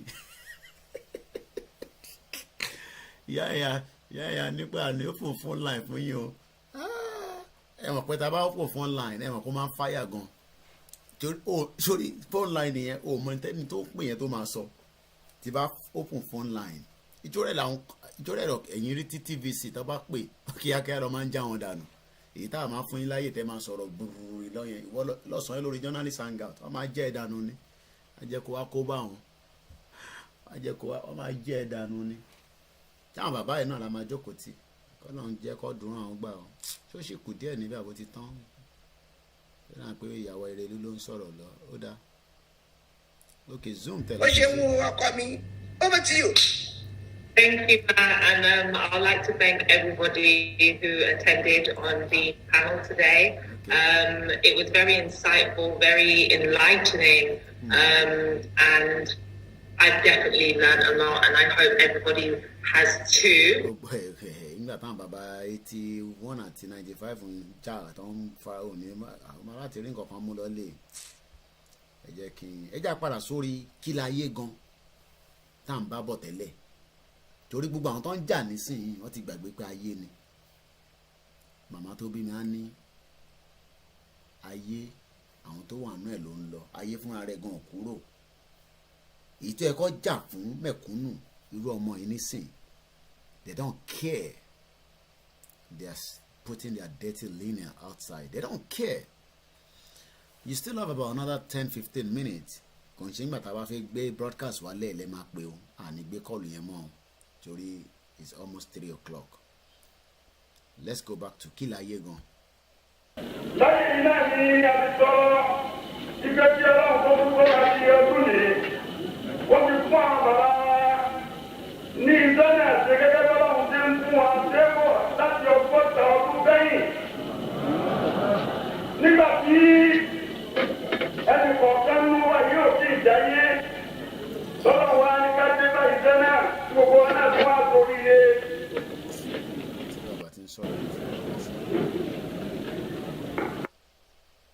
Èyí jẹ́lẹ̀ kẹfà rẹ̀, òun náà ni àwọn àdúrà. What is life?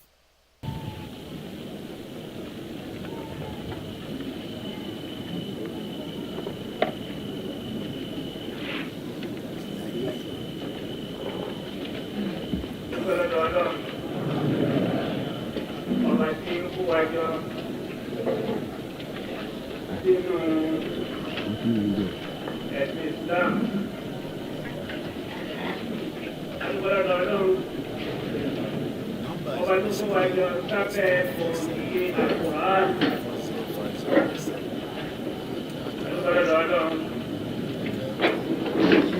Ọba tó ṣe ẹ̀dá wa.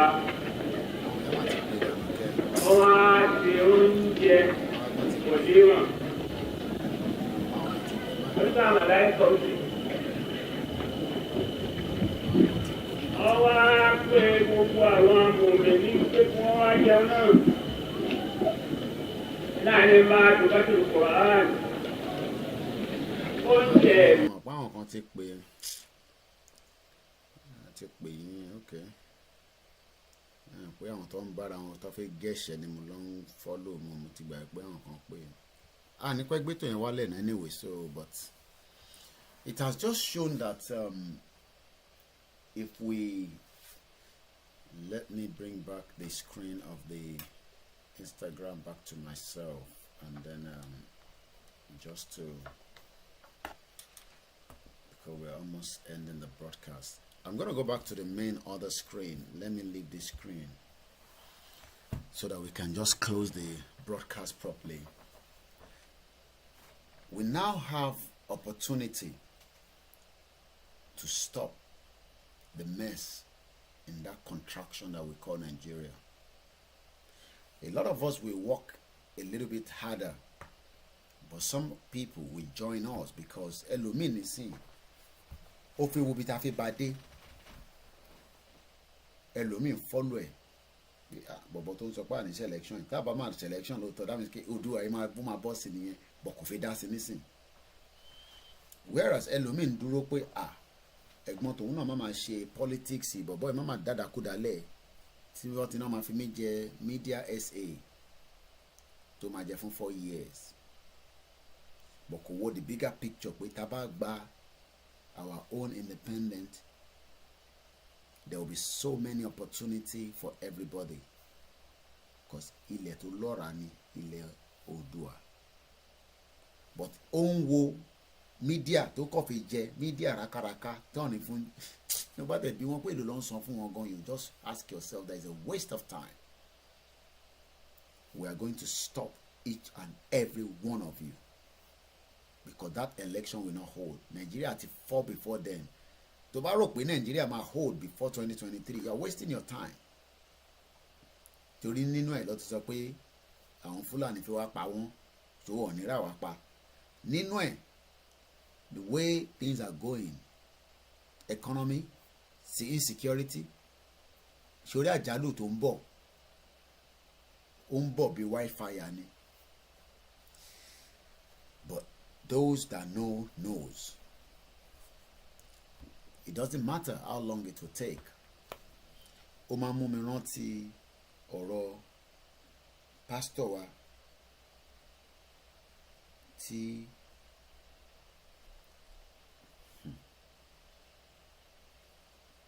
Abisayo mo rí fídíò tó fi ránṣẹ́ ṣó fẹ́ kí n play ẹ̀ ní kí ló wà níbẹ̀. No, there is a noise. Yes, your name and where you're calling from, please. Oh, good morning, my leader. Good morning. My name is Adeola. Adeola, yes. Okay. Yes, I'm calling from Dublin. From Dublin. Thank you very, very much. Yes. Adeola, yes. I'm not your leader. Before your people will start complaining that I'm taking over your land, please. You are Adeola. You're Oduduwa, is that correct? Yes, I am Oduduwa. Oh, please, your leaders are the very great man that I respect very much. Paya Adebanjo, Akintoye, what's it called again? The Alafin of Oyo, the Oni of Ife, Eba, Gani Adams, and all the rest of them, please. You and I are brothers. They are your leaders, please. Before they say I'm encroaching into Oduduwa territory, which I'm not. No, of course. You're my brother, please go ahead. Thank you, sir. Well, I've been following you since 2014. Are you serious? And yes. You're a man following me since 2014. Why yes. Have you ever been upset with me to stop following me? Yeah, well, in the past, I can assure you, sir. I wasn't in good relationship with the Igbo people. Wow. And I can remember when I was going to the university, an Igbo person helped me with my admission. So, the relationship wasn't there. But since 2014, when I started following you, I was like, no. Somebody that stands with the truth, somebody that knows the truth, that believes in the truth, you liberated me. That's why I called you my leader, because all these people you mentioned don't liberate me. You liberated me. You opened my eyes to a lot of things. So that is why I called you my leader. Can you speak Yoruba? Yes, of course, I'm a Yoruba person. Speak Yoruba, let me see. Say what you have just said now. Say it in Yoruba language, let me see. Okay, káàárọ̀ sà, báwo ni gbogbo nǹkan sà? Ẹ ṣé mo dúpẹ́ o. Láti bẹ̀rẹ̀ wá ni òun ṣọ̀rẹ́ pẹ̀lú àwọn Ìgbò. But nígbà tí mo ti ń tẹ̀lé yín, ẹ ti là mí lójú, ẹ ti fún mi ní òmìnira láti mọ̀ pé èmi àtàwọn Ìgbò ọ̀rẹ́ ni wá.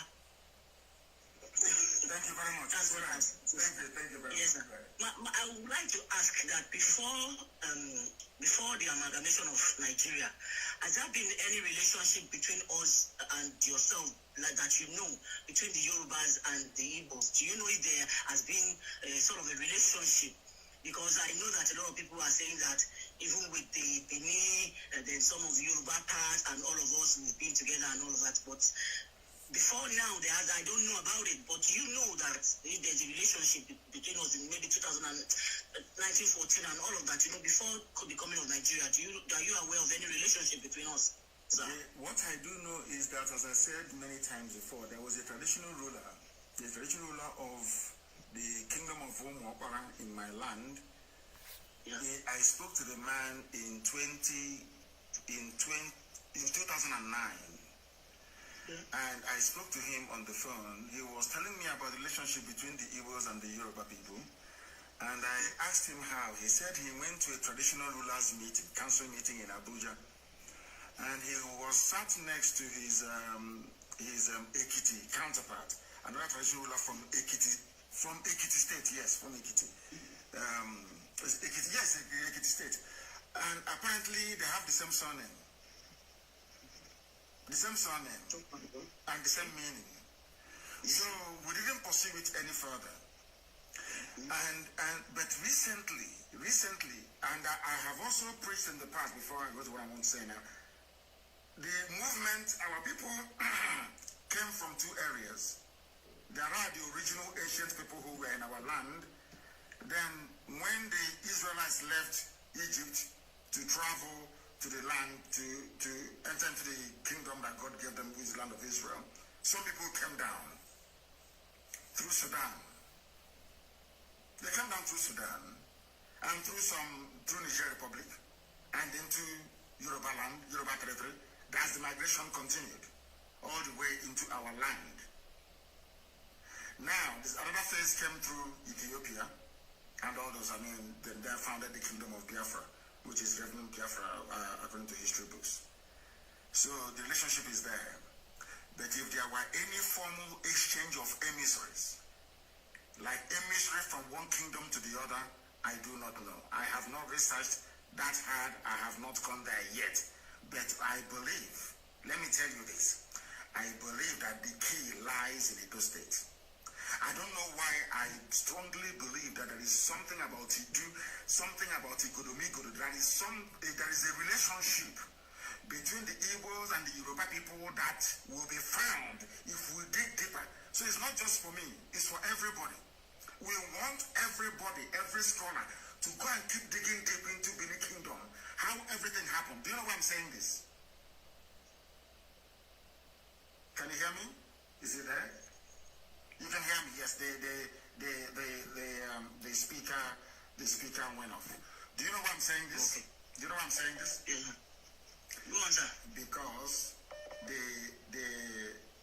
all the obis we have a relationship with Benin Kingdom all the way to the Obi of Onitsha. Do you understand? Yes, sir. And if the establishment of the Benin Kingdom is as a result, as a consequence of Yoruba input, if Yoruba is responsible, which we all know historically responsible for Benin Kingdom, and Benin Kingdom, all the obis you have in our land, all the way to the Obi of Onitsha, I don't know what the answer will be. The rest answer Igwe or Eze. If there is a connection between the thrones that you have, the Obi of Onitsha, the one in Abo, and all the rest of them, all the way to the... All right, we will continue. It's just about 30 or 2 minutes because I got to end this broadcast now. It's exactly 10 minutes to. We'll play it again in the morning. I just received that from, Abisayo that is watching. So many videos I receive every day. We try as much as possible to bring them onto the broadcast, but this one just came through just right now, and we're listening to it together for the first time. I've never seen it before or heard about it, but I think maybe it was a new one that Kano did maybe on Wednesday. On that note, our freedom is in our hands. We can play with it like toothpick. Remember that picture that Buhari sat down with his legs? Or we can break it once and for all. Peacefully. And I use the word carefully, peacefully. If care is not taken, it might go the other way around. Because we know from the information outside that the Fulanis will not give us what we want peacefully. But from what we are told, let us continue on the path of peaceful way. I agree with that, but the options have been on the table. I have said it from the day one of my broadcast, and I'm not changing my words on that. That this freedom that we want to get, there will be so many options laid on the table. And we will try everything until we get what belongs to us. Everything. Some of them we will tell you on the live broadcast. Some of them we're not going to tell you. Some of them you will just see that, what has happened there? Some of them will come physically, and some of them will come spiritually. But the question remains is, who still want one Nigeria? Who? Who are those that benefit or have not benefited at all, but they're talking about one Nigeria? The crazy ones. A very good morning, Adekunle Adepoju. They can't give it on a platter of gold, and that is why we will try everything. Once again, I'm a very proud Yoruba man. And every video I have done, I stand fully with it. I am not scared of anything I have said in all my videos. Everything, I stand with it without taking it back. from the part 1 up to part 98. We've lost some of the videos from the one on Wale Walata. All the videos we did on Wale Walata is gone until we're able to recover it. And that is from part 61. So if anybody have any part from 61 up to part 96, whether you have saved it, you have downloaded it, you have put it on YouTube, please do let me know. We need some of those videos because we are working on something else and we need every part of the video. When to ban video in lower, be what you uploaded to the YouTube or you have downloaded it on your own and you have kept it, please, I will be happy to have a copy myself. From part 61, I've been able to locate all the videos before I went into Wale Walata's page.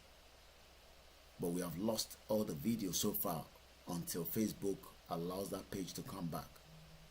If it doesn't allow it to come back, we are asking every individuals that have been following us, any part I need from the part 62 or 61 up to part 96, somewhere around there.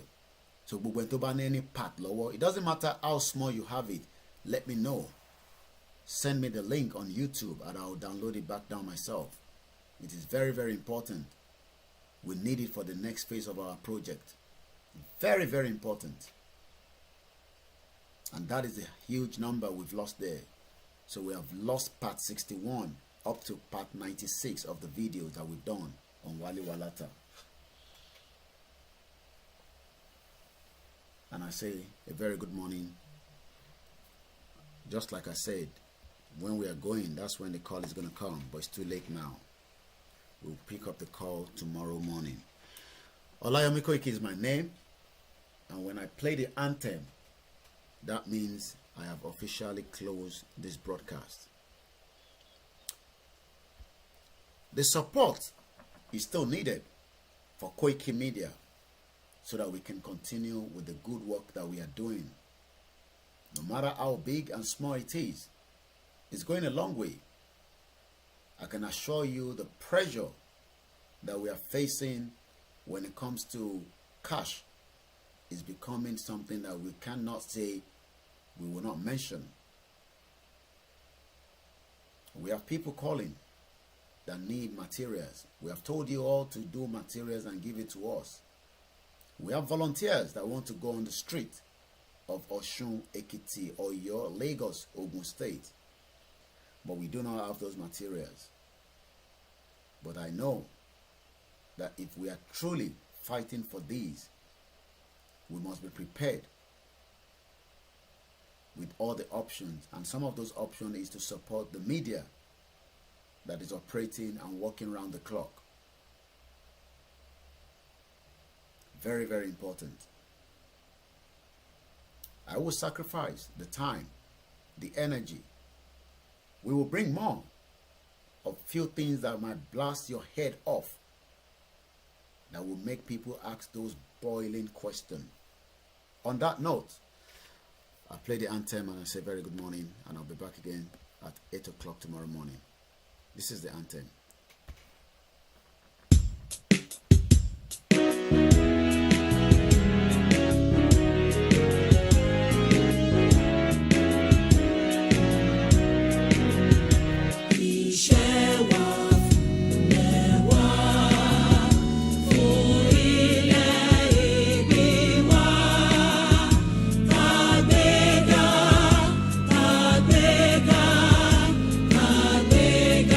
Fire.